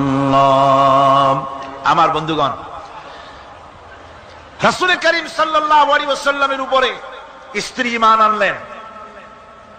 খাদেম ছিলেন হযরতে যায়েদ। খাদেম তো তার প্রভুর জন্য জান দিতে পারে, মাল দিতে পারে, মহব্বত করতে পারে, সব পারে। খাদেম ঈমান আনতে পারে না, যেহেতু খাদেমের কাছে তার সাহেবের ইনস এন্ড আউট, তার ভেতর বাইরে সবকিছুই পরিষ্কার থাকে। হযরতে রাসূলের খাদেম ছিলেন হযরতে যায়েদ। হযরত যায়েদ তার উপরে যখন 15 বছর খাদেম ছিলেন রাসূলুল্লাহ, হুজুর যখন তার কাছে দাওয়াত পেশ করলেন, যখন রিসালাতের দাওয়াত পেশ করলেন, তাওহীদের দাওয়াত দিলেন, খাদেম যায়েদ একটু চিন্তা করলেন না, সাথে সাথে পড়লেন, লা ইলাহা ইল্লাল্লাহু মুহাম্মাদুর রাসূলুল্লাহ। রাসূলের বন্ধু ছিলেন হযরত আবু বকর সিদ্দিক রাদিয়াল্লাহু তাআলা আনহু। 20 বছরের বন্ধু। কত বছরের বন্ধু? 20 বছর। 20 বছর বসে একজন বন্ধু আর একজন বন্ধুকে চিনতে মোটেই কিছু বাকি থাকে না। হযরত আবু বকর রাদিয়াল্লাহু তাআলা আনহু তার কাছে যখন রাসূলুল্লাহ নবুয়তের দাওয়াত পেশ করলেন, হযরতে আবু বকর রাদিয়াল্লাহু তাআলা আনহু এক মুহূর্ত দেরি করেন নাই, বলেছেন আপনার চরিত্র নবুয়তের চরিত্র। আগেই বুঝতে পেরেছি সাধারণ মানুষের চরিত্র এমন হতে পারে না। তিনিও কালেমা পড়ে মুসলমান হয়ে গেলেন। সাহাবায়ে কেরাম রাসূলের প্রতি এই মহব্বত, এই শ্রদ্ধা তারা পোষণ করেছেন। নবী তার চরিত্র দিয়ে মানুষের সামনে নিজেকে প্রকাশ করেছেন। তার চরিত্র দুই রকম ছিল না, চরিত্র একরকম ছিল। ব্যক্তিগত চরিত্র আর পারিবারিক চরিত্র দুই রকম না। তার ব্যক্তিগত যে চরিত্র ওইটাই ছিল তার ঘরের চরিত্র, যেটা ছিল ঘরের সেটাই ছিল বাইরের। হযরত আয়েশা সিদ্দিকা রাদিয়াল্লাহু তাআলা আনহা সাহাবীদের প্রশ্নের জবাবে বলেছেন, রাসূলের চরিত্র হচ্ছে কোরআন। রাসূলের চরিত্র কি? কোরআন। রাসূলুল্লাহ এই পৃথিবীতে কেন আসছেন? আসার কারণ হলো তিনি হচ্ছেন আদর্শ। আল্লাহর নবী বলেছেন, লাকাদ কানা লাকুম ফি রাসূলিল্লাহি উসওয়াতুন হাসানাহ, তোমাদের জন্য গ্রহণযোগ্য মহত্তম আদর্শ হতেছে তোমাদের রাসূল। তোমাদের রাসূলের ভিতরেই তোমাদের আদর্শ রয়েছে। তার কাছ থেকে তোমরা তোমরা আদর্শ গ্রহণ করো। তিনি এতিমের আদর্শ, শিশুর আদর্শ, কিশোরদের আদর্শ, যুবকের আদর্শ, তরুণের আদর্শ, বৃদ্ধের আদর্শ, পিতার আদর্শ, নানার আদর্শ, স্বামীর আদর্শ, সেনাপতির আদর্শ, শ্রমিকের আদর্শ, রাষ্ট্রপ্রধানেরও সকলের জন্য আদর্শ। যেই যুগে বেহাপনার উলঙ্গপনা দিয়েছিল সমাজ ভর্তি, আল্লাহর ঘর তাওয়াফ করে নারী আর পুরুষেরা উলঙ্গ হয়ে, সেই যুগে রাসূলুল্লাহ যখন কাবা শরীফ রিকনস্ট্রাকশন হচ্ছিল, পুনর্নির্মাণ হচ্ছিল, তখন তিনি বহন করছিলেন পাথরগুলি মাথায় করে। তার চাচা তাকে বললেন, তোমার তো বড্ড কষ্ট হচ্ছে, তুমি এখন এইটাকে ঘাড়ের উপরে, লুঙ্গিটা খুলা ঘাড়ের উপরে রেখে তারপর এটা বহন করো। হুজুর যখন লুঙ্গির গিরায় হাত দিয়েছেন খুলবেন এই চিন্তা করে, ঘাড়ের উপরে রেখে পাথর বহন করবেন, লুঙ্গির গিটে হাত দিয়েছেন, খোলেন নাই। লুঙ্গির গিটের উপরে হাত রেখে তিনি চিন্তা করলেন, এতগুলি লোকের সামনে কাপড়টা খুললে পরে কি শরম হবে। কাপড়টা খোলেনি নাই, শুধু খুললে পরে কি লজ্জা হবে। এই আগাম শরমের অনুভূতিতে মুহাম্মদ সাল্লাল্লাহু আলাইহি ওয়াসাল্লাম বেহুশ হয়ে জমিনের উপরে পড়ে গেছেন। আদর্শ কাকে বলে? শিশুর আদর্শ, কিশোরের আদর্শ, স্বামীর আদর্শ, পিতার আদর্শ, নানার আদর্শ, গোটা পৃথিবীর সমস্ত মানুষের আদর্শ রাসূল করিম সাল্লাল্লাহু আলাইহি ওয়াসাল্লাম। তার কাছে তিনি স্ত্রীদের আদর্শ ছিলেন, তিনি নানার আদর্শ ছিলেন। ইমাম হোসেনকে তিনি কোলে নিচ্ছেন, ঘাড়ে উঠছে বাচ্চা, বুকের উপরে উঠছে। একজন সাহাবী বলছেন, হুজুর বাচ্চা পেলে আপনি এত আদর করেন, আমার তো ৬-৭টা ছেলে মেয়ে, আমি মোটে কোলেও নি না, আর জীবনে একবার সুমাও খাই না, আমার মোটে ইচ্ছেই করে না। হুজুর বললেন, আল্লাহ যদি তোমার দিলের মধ্যে রহম পয়দা না করেন তো আমি কি করতে পারি। হুজুর বাচ্চাকে নিয়ে আদর করছেন। ইমাম হোসেনকে বলছেন, হোসেন কে বড় বলো তো, তুমি বড় না আমি বড়? হোসেন বলছেন, নানাজি আমি আপনার থেকে বড়। আশ্চর্য কথা, তুমি আমার থেকে বড় কিভাবে? হোসেন বলছেন, নানাজি বলুন তো আপনার পিতার নাম কি? হুজুর বলছেন, আমার পিতার নাম আব্দুল্লাহ। হোসেন বলছেন, এই আব্দুল্লাহ এই পর্যন্তই শেষ, আপনি তো আমার পিতার মতো পিতা পান নাই, আমার আব্বার মতো আব্বা আপনার আছে।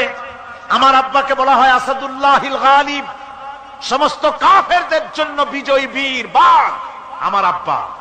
এবং আমার আব্বা সম্পর্কে আপনি বলেছেন, আনা মাদিনাতুল ইলম ওয়া আলিয়ুম বাবুহা, আমি হচ্ছে একটি জ্ঞানের রাজ্য আর আলী হচ্ছে সেই রাজ্যে প্রবেশের প্রধান তরুণ। আমার বাপের মতো বাপ আছে আপনার? হুজুর আশ্চর্য হয়ে গেলেন, বাচ্চা বলে কি? হোসেন বলছেন, নানাজি এবার কোন তো দেখি, এবার বলুন তো দেখি আপনার মায়ের নাম কি? হুজুর বলছেন, আমার মায়ের নাম আমেনা।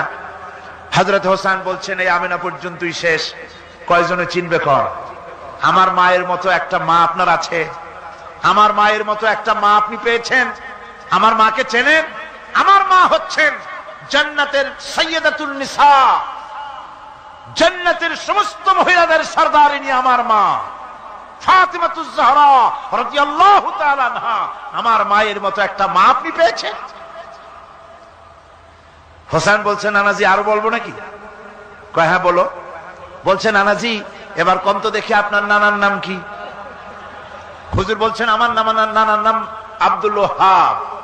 হোসেন বলছেন, এবার আপনি মানুষের কাছে জিজ্ঞেস করেন কয়জন এই আব্দুল ওয়াহাব রয়েছেন? আপনি কি আমার নানার মতো একটা নানা পেয়েছেন? আমার নানাকে আপনি জানেন? আমার নানা সাইয়্যিদুল মুরসালিন, আশরাফুল আম্বিয়া, রাহমাতুল লিল আলামিন, বিশ্বনবী জনাবে মুহাম্মদ রাসূলুল্লাহ সাল্লাল্লাহু আলাইহি ওয়াসাল্লাম।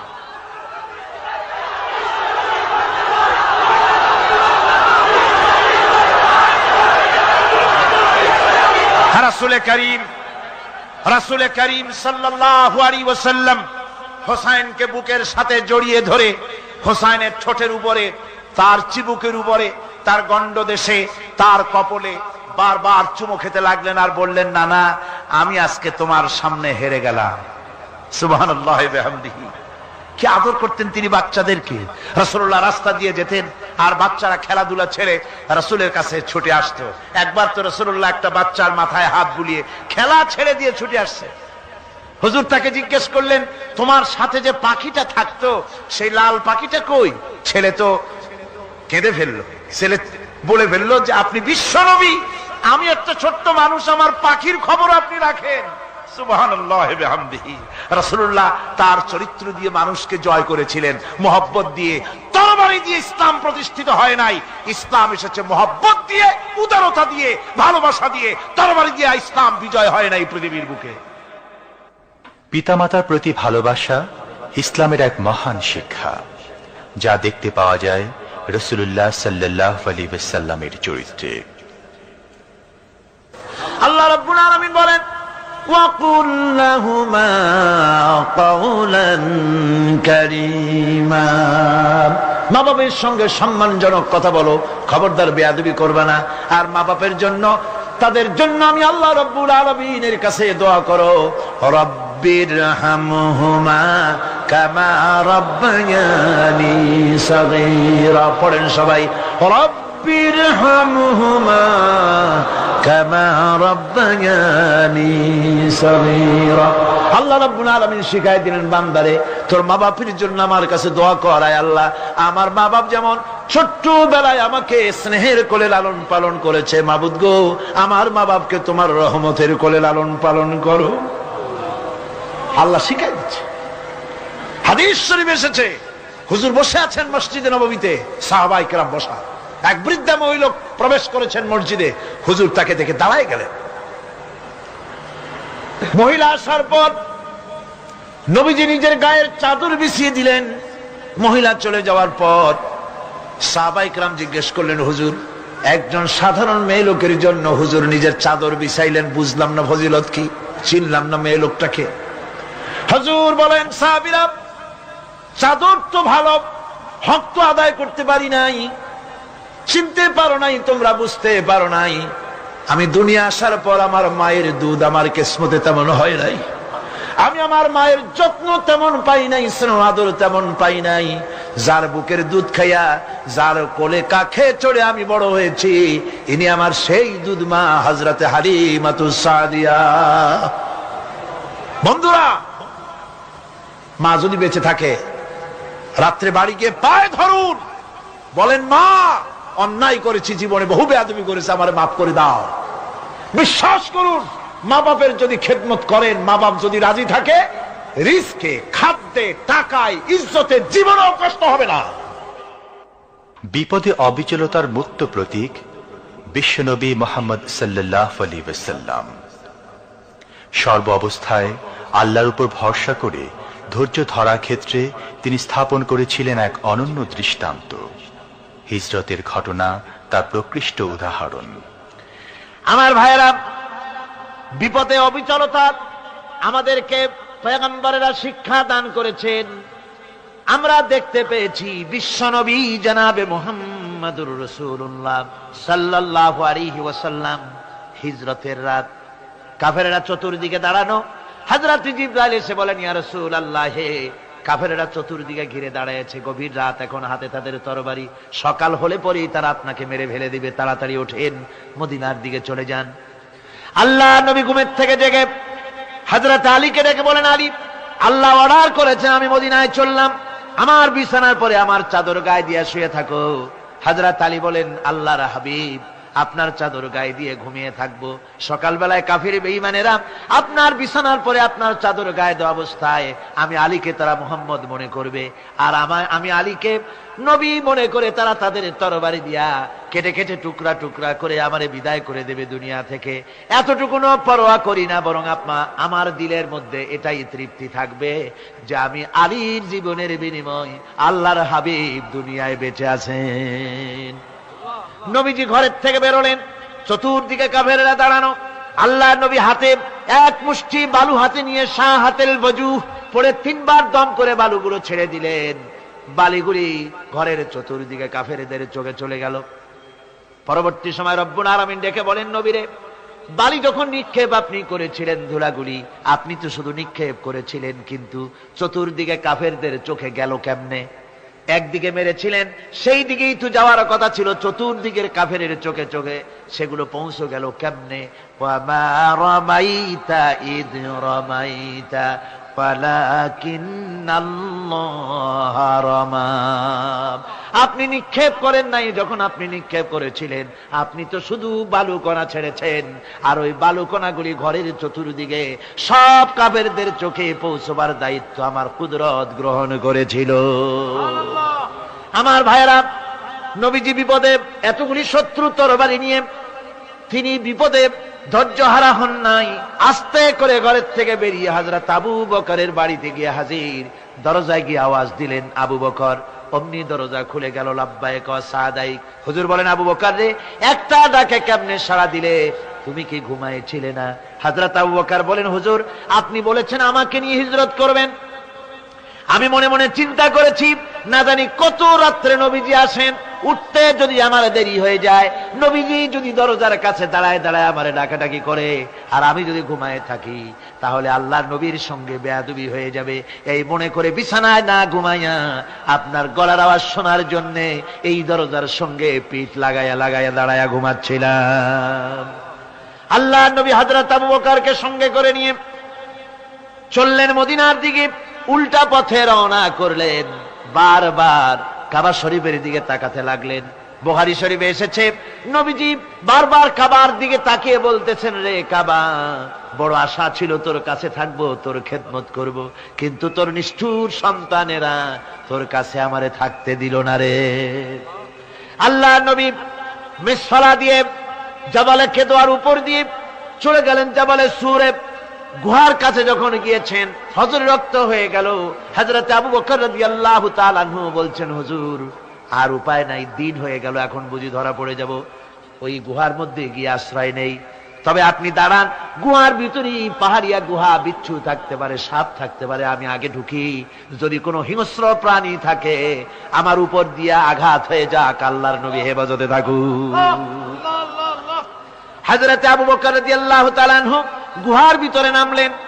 নেমে গুহা সাফ করে হুজুরকে ডাকলেন। হুজুর তাশরীফ ফরমালেন গুহার মধ্যে। হুজুর বলেন, আবু বকর, হেঁটে হেঁটে কষ্ট হয়ে গেছে, তুমি বসো, তোমার উরুর উপরে মাথা রেখে আমি একটু ঘুমায়ে যাই। আল্লাহর হাবিব ঘুমায় গেলেন।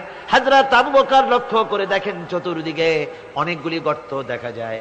এই গর্ত থেকে সাপ আসতে পারে, বিচ্ছু আসতে পারে মনে করে নিজের গায়ের চাদর ছিঁড়ে ছিঁড়ে গর্তগুলি বন্ধ করা শুরু করে দিলেন। কয়েকটা গর্ত বন্ধ করার মতো চাদর আর নাই, পাও দিয়ে চেপে ধরলেন। এক পাহাড়িয়া বিষধর সাপ বেরোবার জন্য চেষ্টা করে বেরোবার পথ খুঁজে না পেয়ে হযরত আবু বকরের পায়ের উপরে দংশন করেছে। বিষের যন্ত্রণায় হযরত আবু বকরের চোখ থেকে পানি দরদর করে পড়ছে। রাসূলুল্লাহর ঘুম ভেঙে গেল। আল্লাহর নবী তাকে বলেন, আবু বকর, চোখে পানি কেন? বাড়ির কথা বুঝি মনে পড়ে গেছে? হযরত আবু বকর বলেন, ইয়া রাসূলুল্লাহ, আল্লাহর নামে কসম করে বলি, যেই দিন আমি ঈমান এনেছি ওই দিন থেকে আমার মা বাপ, আমার কোলে আমার সন্তান, আমার স্ত্রী, আমার জায়গা জমি ঘর বাড়ি, এমনকি আমার নিজের আত্মার চাইতে হুজুর আপনারে ভালোবাসি বেশি। তাহলে কাঁদো কেন? হযরত আবু বকর বলেন, হুজুর বাড়ির জন্য কাঁদিনা, ছেলে পেলের জন্য কাঁদিনা, সাপে দংশন করেছে, যন্ত্রণায় কাঁদতেছি। আল্লাহ নবী সঙ্গে সঙ্গে মুখ থেকে থুতু বার করে যন্ত্রণার জায়গায় লাগাই দিলেন। সঙ্গে সঙ্গে যন্ত্রণা বন্ধ হয়ে গেল। হুজুর বললেন, আবু বকর, প্রথম যখন তোমার এই আঘাত করেছিল সাপে, আমাকে কেন তাড়াতাড়ি বলো নাই? এতক্ষণ তো তোমার কষ্ট হতো না। হযরত আবু বকর বলেন, ইয়া রাসূলুল্লাহ, ওটা তো সাপে কাটার যন্ত্রণা, ওই যন্ত্রণায় আমার রক্ত জ্বলতেছে, যন্ত্রণায় যন্ত্রণায় আমার কলেজাটা যদি ফেটেও যেত। আল্লাহর হাবিব আরাম ফরমাচ্ছিলেন, আমি তাকে আরামে বিঘ্ন ঘটাতে পারতাম না। আমার ভাইয়েরা, হযরত আবু বকর, হযরত রাসূল দুজন বসে আছেন। এমনি সময় কাফের বেঈমানেরা খুঁজতে খুঁজতে জায়গা মতো এসে গেছে। একজনে বলে ভিতরে আছে, আর একজনে বলে নাই। পায়ের যদি থাকবে তাহলে মাকড়সায় জাল বুনালো কি করে, পাখি ডিম পেড়ে বসে আছে কি করে, তাদের সন্দেহ হতে লাগলো। এর মধ্যে নাই, একজন বলে আছে আর একজন বলে নাই। হযরত আবু বকর ভয়ের চোটে কেঁদে ফেলেছেন, হুজুর আর উপায় নাই। এই যে অবস্থা, এই অবস্থার ভিতরে, এই অবস্থার ভেতরেও আল্লাহ নবী এতটুকু ঘাবড়ে যান নাই। শত্রুরা তরবারি নিয়ে এসেছে, সুযোগ পেলেই একটু তাকালি দেখতে পাবে, তুলে মেরে ফেলে দেবে। আল্লাহর হাবিব মোটেই ধৈর্য হারালেন না, এতটুকুন হতাশ হলেন না। আল্লাহ পাকের হাবিব তার সাথীকে কি বললেন, তখন কোরআনে কারীম সূরা তাওবার মধ্যে আল্লাহ তা উদ্ধৃত করেছেন মুমিনদের জন্য, ইযহুমা ফিল গার ইয ইয়াকুলু লিসাহিবিহি লা তাহজান ইন্নাল্লাহা মা'ানা। ও আমার সাথী, ও বন্ধু, ভয় করো না, চিন্তা করো না, আমরা মাইনরিটি নই, আমরাই মেজরিটি। তার কারণ আল্লাহ আমাদের সাথে আছেন। সুবহানাল্লাহ। রাসূলুল্লাহ সাল্লাল্লাহু আলাইহি ওয়াসাল্লাম অত্যন্ত সাদাসিধে জীবন যাপন করতেন। হিজরত করে মদিনায় গিয়ে ইসলামী রাষ্ট্র কায়েম করার পরও তার দায়িত্বটা কাটেনি। হাদিসে এসেছে সে কথা। হযরত আবু হুরায়রা রাদিয়াল্লাহু তাআলা আনহু বলেন, আমি রাসূলুল্লাহর কাছে গেলাম, হুজুরকে গিয়ে সালাম করলাম। আল্লাহর নবী সালামের জবাব দিলেন, কিন্তু দেখতে পেলাম মুখ নড়ে, আওয়াজ বেরোলো না। কারণ কি? কাছে গিয়ে দেখি নবীজি ক্ষুধার যন্ত্রণায় কথা বলতেছেন, আওয়াজ বেরোতেছে না। এত ক্ষুধা লেগেছে আল্লাহর নবীর। 2-4 দিন চলে গেছে, খাবার নাই। রাসূলুল্লাহ সমস্ত গনিমতের মাল, যাকাত সদকার মালগুলি, খাদ্য দ্রব্যগুলি দুহাতে বিতরণ করেছেন। নিজের পেটে খাবার নাই, মানুষকে দিতেছেন। দিতে দিতে এশার নামাজ পড়ে নবীজি ঘরের মধ্যে প্রবেশ করে হযরত আয়েশা সিদ্দিকা রাদিয়াল্লাহু তাআলা আনহাকে ডেকে বলেন, আয়েশা রে, সারাদিন কষ্ট করেছি, দারুণ ক্ষুধা লেগেছে, তাড়াতাড়ি করে কিছু খাবার আমারে এনে দাও। হযরত আয়েশা হুজুরের ক্ষুধার্ত শ্রান্ত ক্লান্ত চেহারার দিকে তাকাইয়া হযরত আয়েশা কেঁদে ফেলেছেন। হযরত মা আয়েশা কাঁদেন আর বলেন, ইয়া রাসূলুল্লাহ, আল্লাহর নামের কসম করে বলি, আমি আয়েশার ঘরে কোনো পানি ছাড়া কোনো খাবার নাই। এই ছিল রাসূলের আদর্শ। হাদিস শরীফে এসেছে, আল্লাহর নবী বলেন, তোমরা যদি রাষ্ট্রীয় ক্ষমতায় যাও, বাড়ি না থাকলে সরকারি খরচ একটা বাড়ি নিতে পারো। তোমার যদি যানবাহন না থাকে, সরকারি খরচে যানবাহন নিতে পারো। ছেলে মেয়ের কাপড় চোপড়, লেখাপড়া, শিক্ষা, চিকিৎসার জন্য যদি না থাকে, তাহলে তুমি সরকার থেকে নিতে পারো। কিন্তু এর থেকে এক চুল পরিমাণ যদি পাও বাড়াও, সরকারের মাল জনগণের মাল, এর থেকে প্রয়োজনের বাইরে যদি তুমি নিজের জন্য নিতে থাকো, কিয়ামতের দিন আল্লাহর দরবারে চোরের কাতারে তোমারে দাঁড়ানো লাগবে। দুনিয়ায় যত সম্মান পাও না কেন, কিয়ামতে আল্লাহর দরবারে কিসের কাতারে দাঁড়াবে? চোরের কাতারে দাঁড়াতে হবে। রাসূল পাক সাল্লাল্লাহু আলাইহি ওয়াসাল্লাম এমন এক সমাজ কায়েম করেছিলেন। আমার হতাশাগ্রস্ত ছাত্ররা, যেসব ছাত্ররা সমাজতন্ত্র তোমরা করো, যারা সমাজতন্ত্র করতে হতাশাগ্রস্ত হয়েছে, এখন যাব কোথায় বলে হতাশ হয়ে গিয়েছো তোমরা, আমরা তোমাদেরকে দাওয়াত দেই, কোরআনের মাহফিল থেকে দাওয়াত দেই, ফিরে আসো। হতাশ হওয়ার কোনো কারণ নাই। লেনিন মরার, ও মরে গেছে। কার্ল মার্কস মরার, মরে গেছে, পচে গেছে, গলে গেছে, দুনিয়া থেকে শেষ হয়ে গিয়েছে। আল্লাহর নবীর নেতৃত্ব, সূর্য যতদিন উঠবে আর ডুববে, নবীজির নেতৃত্ব শেষ হবে না। ওই নেতৃত্বে আসো, রাসূলের নেতৃত্ব মেনে নাও, কোরআনের শাসন মেনে নাও, তাহলেই শান্তি পাবে তোমরা।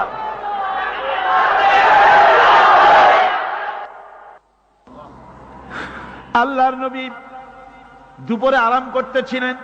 হযরত ওমর বলেন, আমি দেখতে গিয়েছিলাম রাসূলুল্লাহকে, আমি যাই সালাম দিলাম, হুজুর উঠে বসলেন।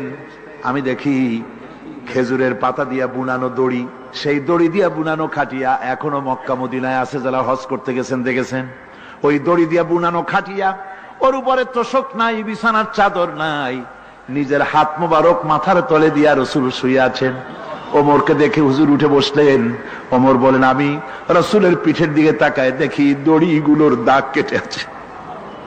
আমি সহ্য করতে পারলাম না, আমি শিশুর মতো ডুকরে কেঁদে উঠলাম, বললাম, ইয়া রাসূলুল্লাহ, এই পৃথিবীর কাফির বেঈমানেরা এত শান্তি করলো দুনিয়ায়, আর আল্লাহর হাবিবের পিঠে দড়ির দাগ বরদাস্ত করতে পারছি না। আপনি আমার অনুমতি দেন, একটা তোশক আপনার জন্য বানায় দেই। হুজুর আমার বলেন, ওমর রে, শোনো, দুনিয়ায় শান্তি করার জন্য আমি আসি নাই। আমি যদি হুকুম করি উহুদ পাহাড় আমার জন্য সোনায় পরিণত হয়ে যা, উহুদ পাহাড়টা আমার জন্য সোনা হয়ে যেতে পারে। আমি দুনিয়ায় শান্তির জন্য আসি নাই, এসেছি মানবতার মুক্তির জন্য, পৃথিবীর মানুষগুলিকে বাঁচাতে এসেছি। সাদা কালো মানুষের ব্যবধান দূর করতে এসেছি।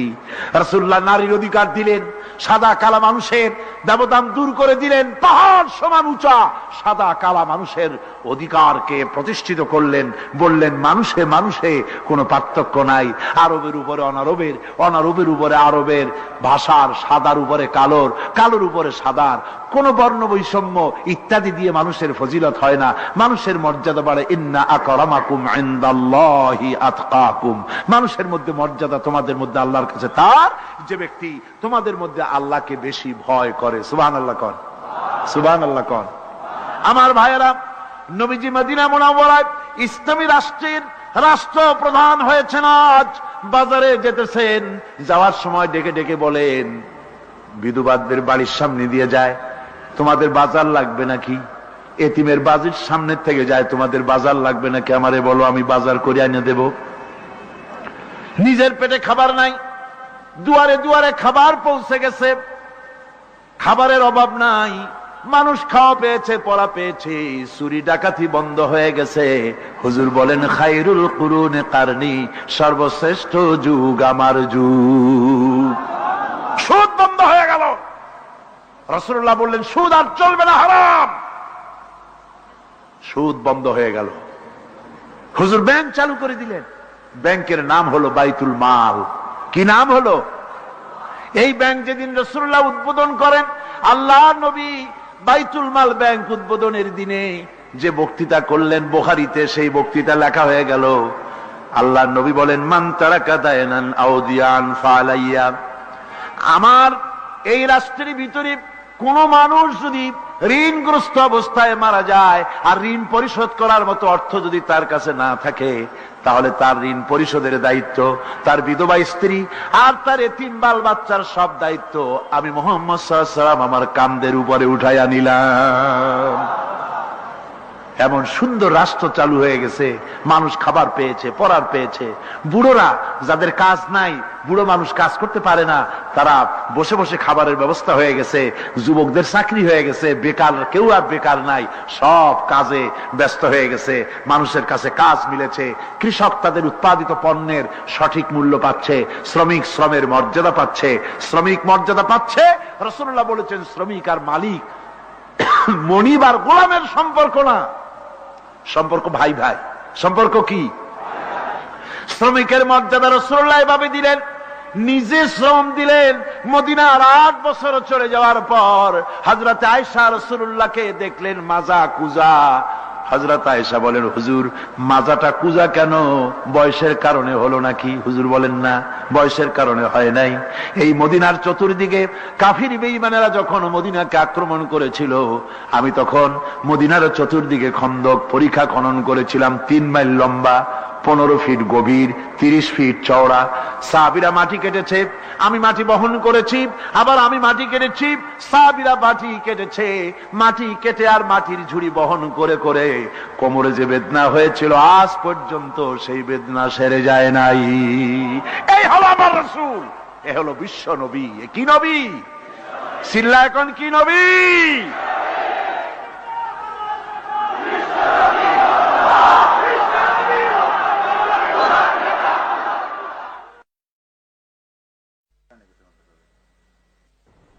বিসমিল্লাহির রহমানির রহিম। সর্বযুগের, সর্বকালের সর্বশ্রেষ্ঠ মহামানব রাহমাতুল্লিল আলামিন হযরত মুহাম্মদ সাল্লাল্লাহু আলাইহি ওয়াসাল্লাম, যার জীবনের প্রতিটি অংশে আছে শিক্ষা, মহান রব্বুল আলামিনের অকৃত্রিম বন্ধু রাসূলুল্লাহ সাল্লাল্লাহু আলাইহি ওয়াসাল্লামের জীবন থেকে শিক্ষা গ্রহণ আমাদের সবারই একান্ত কর্তব্য। এখন আমাদের সামনে রাসূল করিম সাল্লাল্লাহু আলাইহি ওয়াসাল্লামের জীবনের নানা দিক নিয়ে আলোচনা করছেন আন্তর্জাতিক খ্যাতিসম্পন্ন মুফাসসিরে কোরআন ও বিশিষ্ট ইসলামী চিন্তাবিদ হযরত মাওলানা দেলওয়ার হোসাইন সাঈদী। শব্দগ্রহণে মাহসিন সাউন্ড সিস্টেম, প্রযোজনায় সিএইচপি, পরিবেশনায় স্পন্দন অডিও ভিজুয়াল সেন্টার, ঢাকা। আল্লাহ রাব্বুল আলামিন বলেন, মা ইয়ানতিকু আনিল হাওয়া ইন হুয়া ইল্লা ওয়াহিয়ুন ইউহা। আমার নবী নফসকে অনুসরণ করে প্রবৃত্তিকে অনুসরণ করে কোনো কথা বলেন না। আমার নবী যেটা বলেন সেটা হলো ওহী। আমি যা বলতে বলি তাই তিনি বলেন।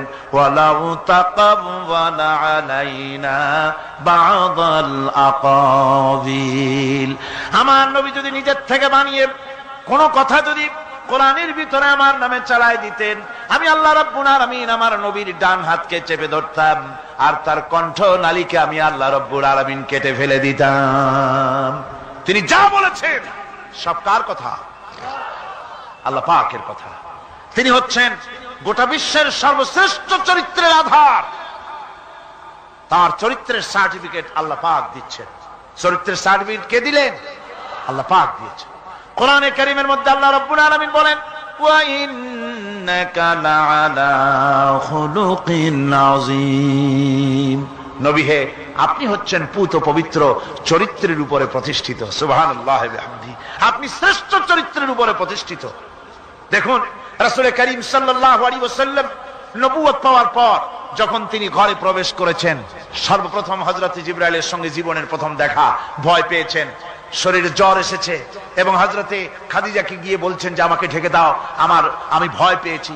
হযরতে খাদিজাতুল কুবরা রাদিয়াল্লাহু তাআলা আনহা তিনি রাসূলকে বলছেন, আবুল কাসেম, হে কাসেমের পিতা, আপনার ভয় পাওয়ার কোনো কারণ নাই। আপনাকে জিন বা শয়তান কোনো অনিষ্ট করতে পারে না, কারণ আপনি এতিমদেরকে, মিসকিনদেরকে খেতে দেন, আপনি বিধবাকে আশ্রয় দেন, আপনি প্রতিবেশীর হক আদায় করেন, আপনি আত্মীয়দের হক আদায় করেন। কি সার্টিফিকেট দিচ্ছেন? স্ত্রী তো স্বামীর জন্য ভালোবাসা দিতে পারে, মহব্বত দিতে পারে, জান দিতে পারে, কিন্তু ঈমান তো আনতে পারে না। ঈমান আনা তো এত সহজ ব্যাপার না।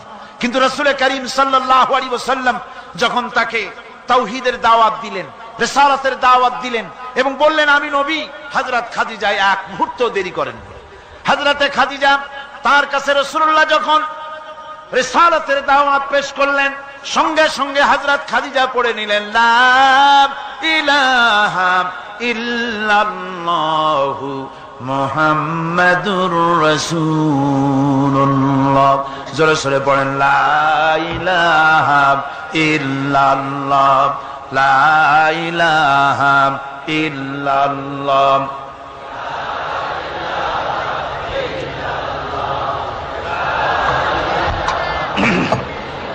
মহব্বতের সাথে জোরে সোরে পড়েন, লা ইলাহা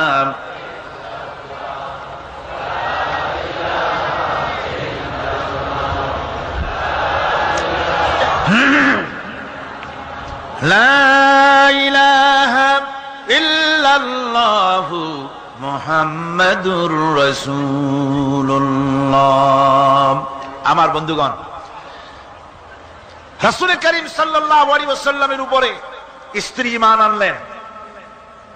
খাদেম ছিলেন হযরতে যায়েদ। খাদেম তো তার প্রভুর জন্য জান দিতে পারে, মাল দিতে পারে, মহব্বত করতে পারে, সব পারে।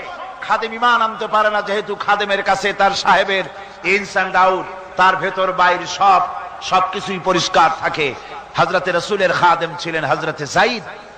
হযরত যায়েদ তার উপরে যখন 15 বছর খাদেম ছিলেন রাসূলুল্লাহ, হুজুর যখন তার কাছে দাওয়াত পেশ করলেন, যখন রিসালাতের দাওয়াত পেশ করলেন, তাওহীদের দাওয়াত দিলেন, খাদেম যায়েদ একটু চিন্তা করলেন না, সাথে সাথে পড়লেন, লা ইলাহা ইল্লাল্লাহু মুহাম্মাদুর রাসূলুল্লাহ। রাসূলের বন্ধু ছিলেন হযরত আবু বকর সিদ্দিক রাদিয়াল্লাহু তাআলা আনহু। 20 বছরের বন্ধু। কত বছরের বন্ধু? 20 বছর। 20 বছর বসে একজন বন্ধু আর একজন বন্ধুকে চিনতে মোটেই কিছু বাকি থাকে না। হযরত আবু বকর রাদিয়াল্লাহু তাআলা আনহু তার কাছে যখন রাসূলুল্লাহ নবুয়তের দাওয়াত পেশ করলেন, হযরতে আবু বকর রাদিয়াল্লাহু তাআলা আনহু এক মুহূর্ত দেরি করেন নাই, বলেছেন, আপনার চরিত্র নবুয়তের চরিত্র। আগেই বুঝতে পেরেছি সাধারণ মানুষের চরিত্র এমন হতে পারে না। তিনিও কালেমা পড়ে মুসলমান হয়ে গেলেন। সাহাবায়ে কেরাম রাসূলের প্রতি এই মহব্বত, এই শ্রদ্ধা তারা পোষণ করেছেন। নবী তার চরিত্র দিয়ে মানুষের সামনে নিজেকে প্রকাশ করেছেন। তার চরিত্র দুই রকম ছিল না, চরিত্র একরকম ছিল। ব্যক্তিগত চরিত্র আর পারিবারিক চরিত্র দুই রকম না। তার ব্যক্তিগত যে চরিত্র ওইটাই ছিল তার ঘরের চরিত্র, যেটা ছিল ঘরের সেটাই ছিল বাইরের। হযরত আয়েশা সিদ্দিকা রাদিয়াল্লাহু তাআলা আনহা সাহাবীদের প্রশ্নের জবাবে বলেছেন, রাসূলের চরিত্র হচ্ছে কোরআন। রাসূলের চরিত্র কি? কোরআন। রাসূলুল্লাহ এই পৃথিবীতে কেন আসছেন? আসার কারণ হলো তিনি হচ্ছেন আদর্শ। আল্লাহর নবী বলেছেন, লাকাদ কানা লাকুম ফি রাসূলিল্লাহি উসওয়াতুন হাসানাহ, তোমাদের জন্য গ্রহণযোগ্য মহত্তম আদর্শ হতেছে তোমাদের রাসূল।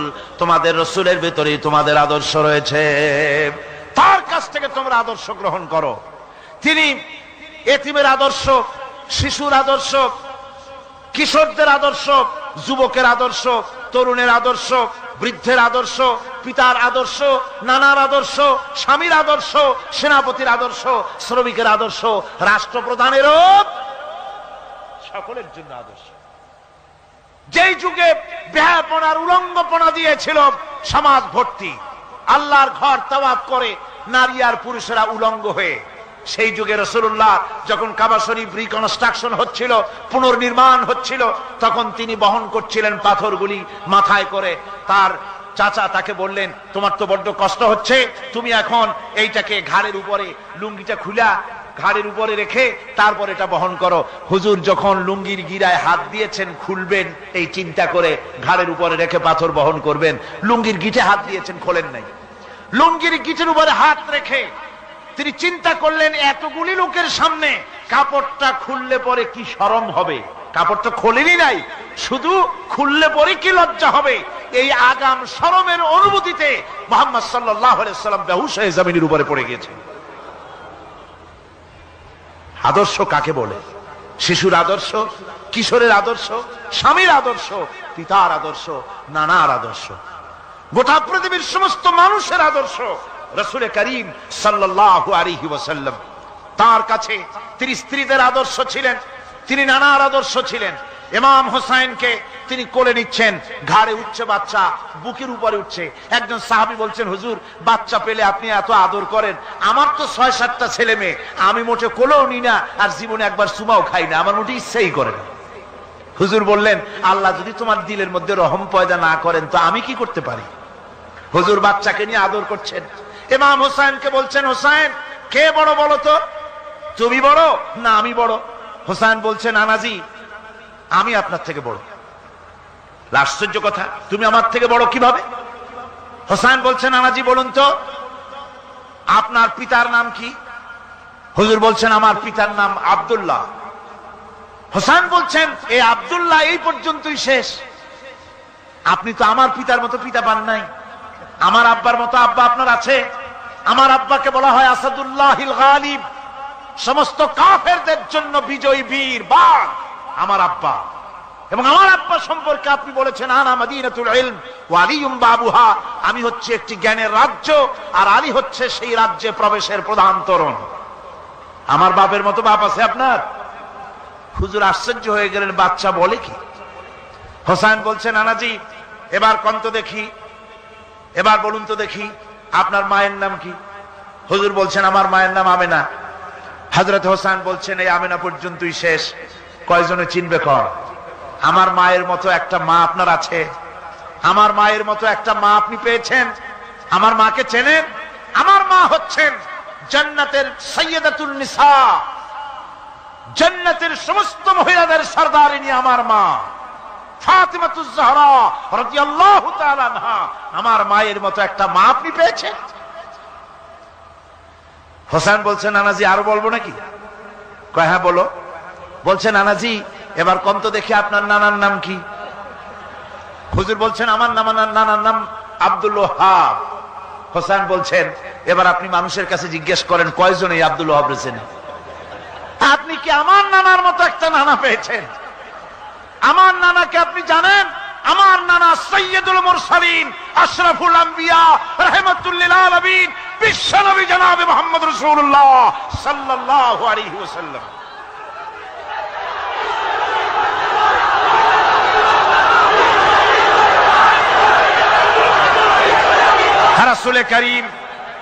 রাসূল করিম সাল্লাল্লাহু আলাইহি ওয়াসাল্লাম হোসাইনকে বুকের সাথে জড়িয়ে ধরে হোসাইনের ঠোঁটের উপরে, তার চিবুকের উপরে, তার গণ্ডদেশে, তার কপলে বারবার চুমো খেতে লাগলেন আর বললেন, নানা আমি আজকে তোমার সামনে হেরে গেলাম। সুবহানাল্লাহি ওয়া বিহামদিহি। কি আদর করতেন তিনি বাচ্চাদেরকে। রাসূলুল্লাহ রাস্তা দিয়ে যেতেন আর বাচ্চারা খেলাধুলা ছেড়ে রাসূলের কাছে ছুটে আসতো। একবার তো রাসূলুল্লাহ একটা বাচ্চার মাথায় হাত বুলিয়ে খেলা ছেড়ে দিয়ে ছুটে আসছে। হুজুর তাকে জিজ্ঞেস করলেন, তোমার সাথে যে পাখিটা থাকতো সেই লাল পাখিটা কই? ছেলে তো কেঁদে ফেললো। ছেলে বলে ফেললো যে আপনি বিশ্বনবী, আমি একটা ছোট্ট মানুষ, আমার পাখির খবর আপনি রাখেন। সুবহানাল্লাহ বিহামদিহি। রাসূলুল্লাহ তার চরিত্র দিয়ে মানুষকে জয় করেছিলেন, মহব্বত দিয়ে। তরবারি দিয়ে ইসলাম প্রতিষ্ঠিত হয় নাই, ইসলাম এসেছে মহব্বত দিয়ে, উদারতা দিয়ে, ভালোবাসা দিয়ে। তরবারি দিয়ে ইসলাম বিজয় হয় নাই পৃথিবীর বুকে। পিতামাতার প্রতি ভালোবাসা ইসলামের এক মহান শিক্ষা, যা দেখতে পাওয়া যায় রাসূলুল্লাহ সাল্লাল্লাহু আলাইহি ওয়াসাল্লামের চরিত্রে। আল্লাহ রাব্বুল আলামিন বলেন, ওয়াকুল লাহুমা কাওলান কারীমা। মা বাবার সঙ্গে সম্মানজনক কথা বলো, খবরদার বেয়াদবি করবে না। আর মা বাপের জন্য, তাদের জন্য আমি আল্লাহ রাব্বুল আলামিনের কাছে দোয়া করো, রব্বিরহামহুমা কামা রাব্বায়ানি সাগীরা। পড়েন সবাই, রব্বিরহামহুমা কামা রাব্বায়ানি সাগীরা। আল্লাহ রাব্বুল আলামিন শিখাই দিলেন, বান্দারে তোর মা বাপের জন্য আমার কাছে দোয়া কর, আয় আল্লাহ আমার মা বাপ যেমন ছোট্টবেলায় আমাকে স্নেহের কোলে লালন পালন করেছে, মাবুদ গো আমার মা বাপকে তোমার রহমতের কোলে লালন পালন করো। আল্লাহ শিখাই দিচ্ছে।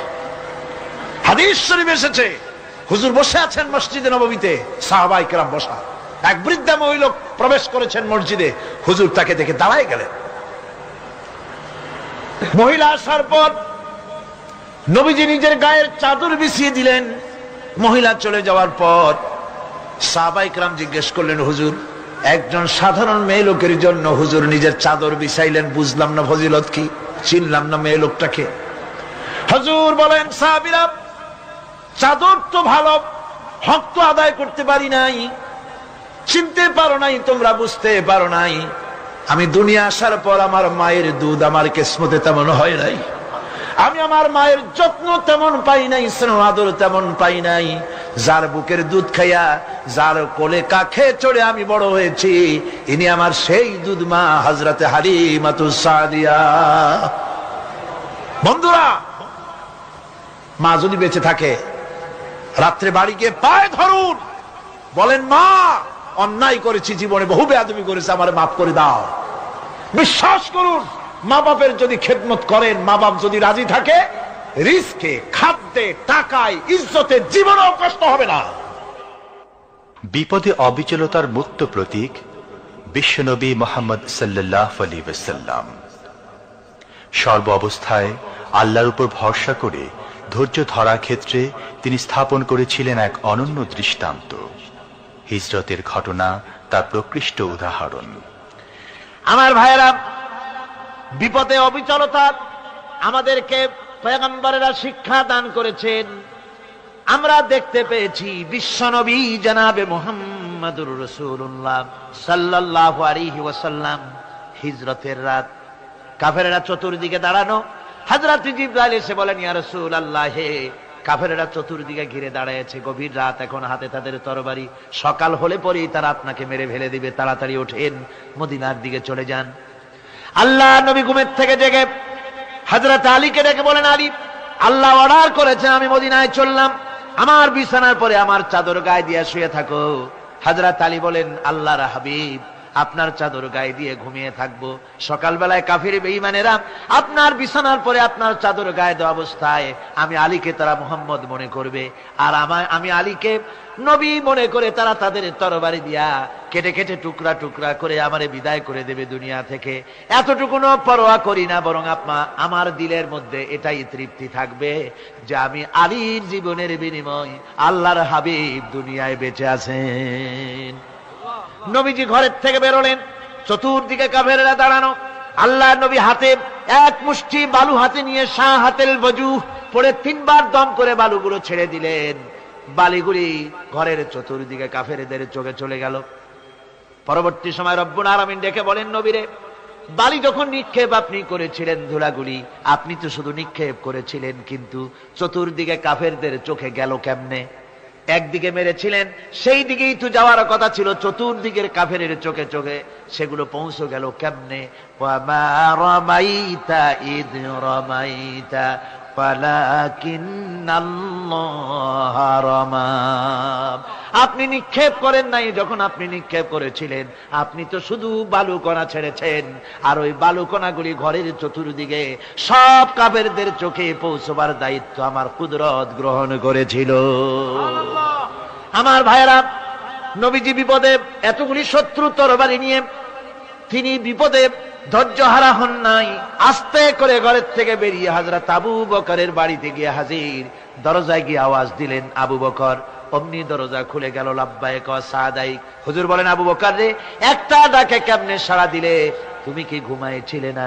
হযরত আবু বকর বলেন, হুজুর আপনি বলেছেন আমাকে নিয়ে হিজরত করবেন, আমি মনে মনে চিন্তা করেছি, না জানি কত রাত্রে নবীজি আসেন, উঠতে যদি আমার দেরি হয়ে যায়, নবীজি যদি দরজার কাছে দাঁড়ায় দাঁড়ায় আমারে ডাকাডাকি করে, আর আমি যদি ঘুমায় থাকি, তাহলে আল্লাহর নবীর সঙ্গে বেয়াদবি হয়ে যাবে। এই মনে করে বিছানায় না ঘুমাইয়া আপনার গলার আওয়াজ শোনার জন্য এই দরজার সঙ্গে পিঠ লাগাইয়া লাগাইয়া দাঁড়াইয়া ঘুমাচ্ছিলাম। আল্লাহর নবী হযরত আবু বকরকে সঙ্গে করে নিয়ে চললেন মদিনার দিকে। উল্টা পথে রওনা করলেন। বারবার কাবা শরীফের দিকে তাকাতে লাগলেন। বুখারী শরীফে এসেছে, নবীজি বারবার কাবার দিকে তাকিয়ে বলতেছেন, রে কাবা, বড় আশা ছিল তোর কাছে থাকবো, তোর খেদমত করব, কিন্তু তোর নিষ্ঠুর সন্তানেরা তোর কাছে আমারে থাকতে দিল না রে। আল্লাহ নবী মিসফালা দিয়ে জাবালে কেদোয়ার উপর দিয়ে চলে গেলেন জাবালে সুরে। গুহার কাছে যখন গিয়েছেন, হযর রক্ত হয়ে গেল। হযরত আবু বকর রাদিয়াল্লাহু তাআলা আনহু বলছেন, হুজুর আর উপায় নাই, দিন হয়ে গেল, এখন বুঝি ধরা পড়ে যাব, ওই গুহার মধ্যে গিয়ে আশ্রয় নেই।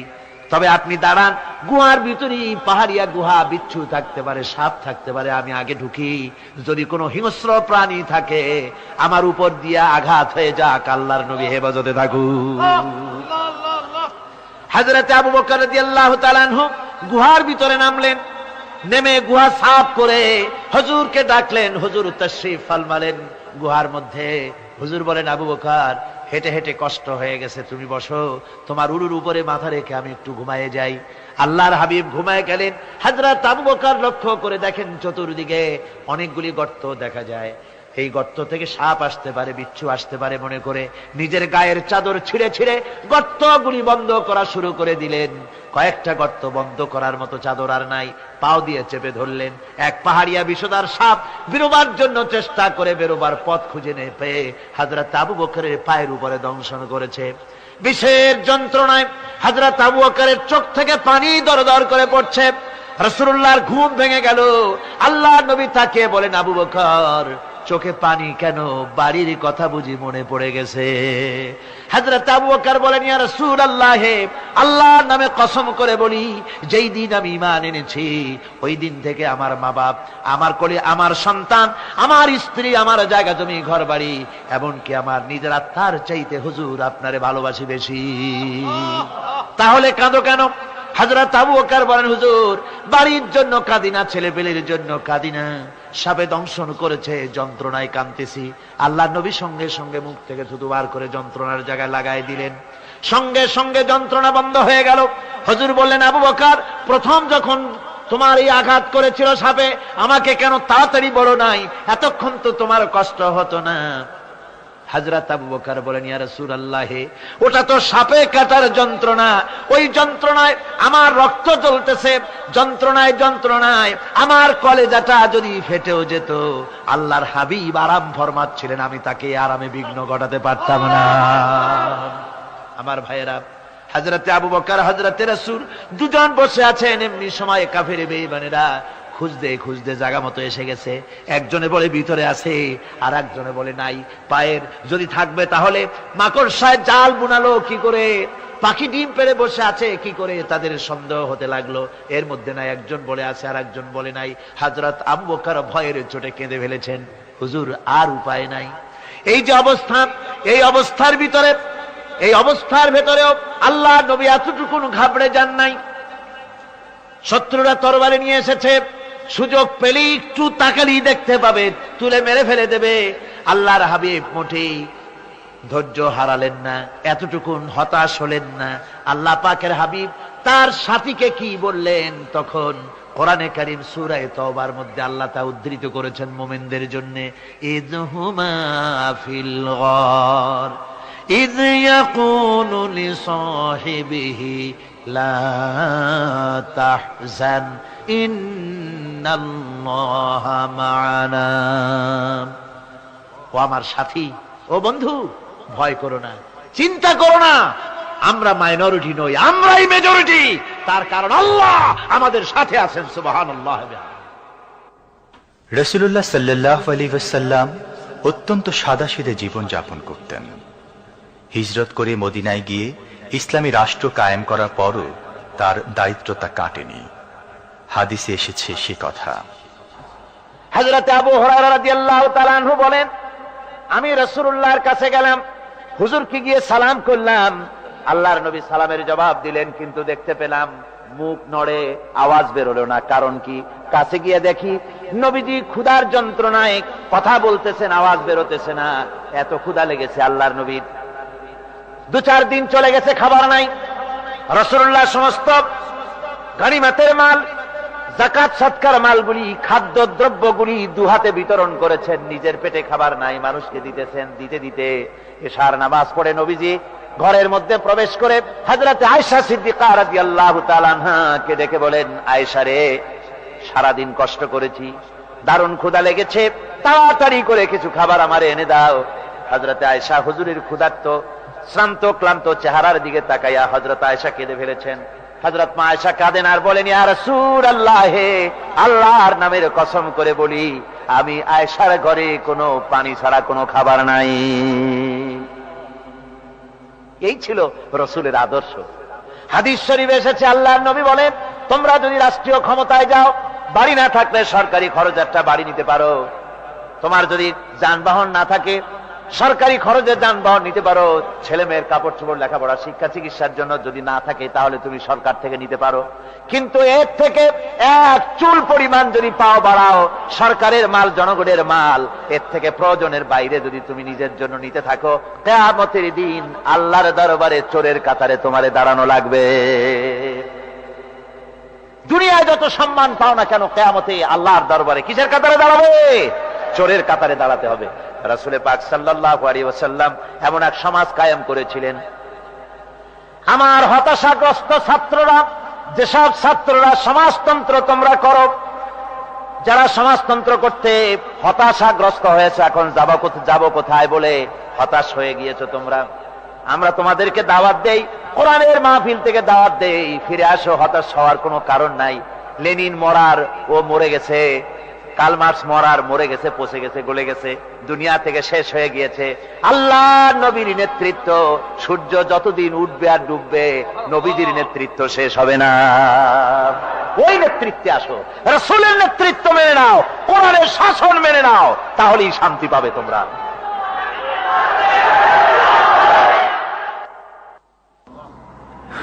আল্লাহর নবী দুপুরে আরাম করতেছিলেন। হযরত ওমর বলেন, আমি দেখতে গিয়েছিলাম রাসূলুল্লাহকে, আমি যাই সালাম দিলাম, হুজুর উঠে বসলেন। আমি দেখি খেজুরের পাতা দিয়া বুনানো দড়ি, সেই দড়ি দিয়া বুনানো খাটিয়া এখনো মক্কা মদিনায় আছে, যারা হজ করতে গেছেন দেখেছেন। ওই দড়ি দিয়া বুনানো খাটিয়া, ওর উপরে তোশক নাই, বিছানার চাদর নাই, নিজের হাত মোবারক মাথার তলে দিয়া রাসূল শুয়ে আছেন। ওমরকে দেখে হুজুর উঠে বসলেন। ওমর বলেন, আমি রাসূলের পিঠের দিকে তাকায় দেখি দড়িগুলোর দাগ কেটে আছে। আমি সহ্য করতে পারলাম না, আমি শিশুর মতো ডুকরে কেঁদে উঠলাম, বললাম, ইয়া রাসূলুল্লাহ, এই পৃথিবীর কাফির বেঈমানেরা এত শান্তি করলো দুনিয়ায়, আর আল্লাহর হাবিবের পিঠে দড়ির দাগ বরদাস্ত করতে পারছি না। আপনি আমার অনুমতি দেন, একটা তোশক আপনার জন্য বানায় দেই। হুজুর আমার বলেন, ওমর রে, শোনো, দুনিয়ায় শান্তি করার জন্য আমি আসি নাই, আমি যদি হুকুম করি উহুদ পাহাড় আমার জন্য সোনায় পরিণত হয়ে যা, উহুদ পাহাড়টা আমার জন্য সোনা হয়ে যেতে পারে। আমি দুনিয়ায় শান্তির জন্য আসি নাই, এসেছি মানবতার মুক্তির জন্য। পৃথিবীর মানুষগুলিকে বাঁচাতে এসেছি, সাদা কালো মানুষের ব্যবধান দূর করতে এসেছি। রাসূলুল্লাহ নারীর অধিকার দিলেন, সাদা কালো মানুষের ব্যবধান দূর করে দিলেন। পাহাড় সমান উঁচা সাদা কালো মানুষের অধিকারকে প্রতিষ্ঠিত করলেন, বললেন মানুষে মানুষে কোনো পার্থক্য নাই। আরবের উপরে অনারবের, অনারবের উপরে আরবের, ভাষার, সাদার উপরে কালোর, কালোর উপরে সাদার, কোন বর্ণ বৈষম্য ইত্যাদি দিয়ে মানুষের ফজিলত হয় না। মানুষের মর্যাদা বাড়ে। ইন্না আকরামাকুম ইনদাল্লাহি আতকাকুম। মানুষের মধ্যে মর্যাদা তোমাদের মধ্যে আল্লাহর কাছে তার যে ব্যক্তি তোমাদের মধ্যে আল্লাহকে বেশি ভয় করে। সুবহানাল্লাহ কোন, সুবহানাল্লাহ কোন। আমার ভাইয়েরা, নবীজি মদিনা মুনাওয়ারায় ইসলামী রাষ্ট্রের রাষ্ট্রপ্রধান হয়েছেন। আজ বাজারে যেতেছেন, যাওয়ার সময় ডেকে ডেকে বলেন, বিধবাদের বাড়ির সামনে দিয়ে যায়, তোমাদের বাজার লাগবে নাকি? এতিমের বাড়ির সামনে থেকে যায়, তোমাদের বাজার লাগবে নাকি? আমারে বলো, আমি বাজার করে এনে দেব। নিজের পেটে খাবার নাই, দুয়ারে দুয়ারে খাবার পৌঁছে গেছে, খাবারের অভাব নাই, মানুষ খাওয়া পেয়েছে, পড়া পেয়েছে, চুরি ডাকাতি বন্ধ হয়ে গেছে। হুজুর বলেন খায়রুল কুরুনে কারনি, সর্বশ্রেষ্ঠ যুগ আমার যুগ। সুদ বন্ধ হয়ে গেল। রাসূলুল্লাহ বললেন সুদ আর চলবে না, হারাম। সুদ বন্ধ হয়ে গেল। হুজুর ব্যাংক চালু করে দিলেন। ব্যাংকের নাম হলো বাইতুল মাল। কি নাম হলো? এই ব্যাংক যেদিন রাসূলুল্লাহ উদ্বোধন করেন, আল্লাহর নবী বাইতুল মাল ব্যাংক উদ্বোধনের দিনে যে বক্তৃতা করলেন, বুখারীতে সেই বক্তৃতা লেখা হয়ে গেল। আল্লাহর নবী বলেন মান তারাকা দায়নান আও দিয়ান ফালাইয়া।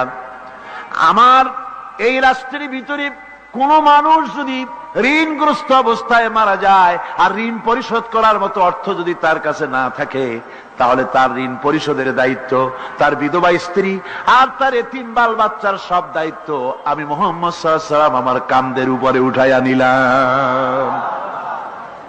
এমন সুন্দর রাষ্ট্র চালু হয়ে গেছে, মানুষ খাবার পেয়েছে, পড়ার পেয়েছে। বুড়োরা যাদের কাজ নাই, বুড়ো মানুষ কাজ করতে পারে না, তারা বসে বসে খাবারের ব্যবস্থা হয়ে গেছে। যুবকদের চাকরি হয়ে গেছে, বেকার কেউ আর বেকার নাই, সব কাজে ব্যস্ত হয়ে গেছে, মানুষের কাছে কাজ মিলেছে। কৃষক তাদের উৎপাদিত পণ্যের সঠিক মূল্য পাচ্ছে, শ্রমিক শ্রমের মর্যাদা পাচ্ছে, শ্রমিক মর্যাদা পাচ্ছে। রাসূলুল্লাহ বলেছেন শ্রমিক আর মালিক মনিব আর গোলামের সম্পর্ক না, সম্পর্ক ভাই ভাই। সম্পর্ক কি? শ্রমিকের মর্যাদা রাসূলুল্লাহ এভাবে দিলেন, নিজে শ্রম দিলেন। মদিনার 8 বছর চলে যাওয়ার পর হযরত আয়েশা রাসূলুল্লাহকে দেখলেন মাজা কুজা। হযরত আয়েশা বলেন হুজুর মাজাটা কুজা কেন? বয়সের কারণে হলো নাকি? হুজুর বলেন না, বয়সের কারণে হয় নাই। এই মদিনার চতুর্দিকে কাফির বেঈমানেরা যখন মদিনাকে আক্রমণ করেছিল, আমি তখন মদিনার চতুর্দিকে খন্দক পরিখা খনন করেছিলাম, 3 মাইল লম্বা, 15 ফিট গভীর, 30 ফিট চওড়া।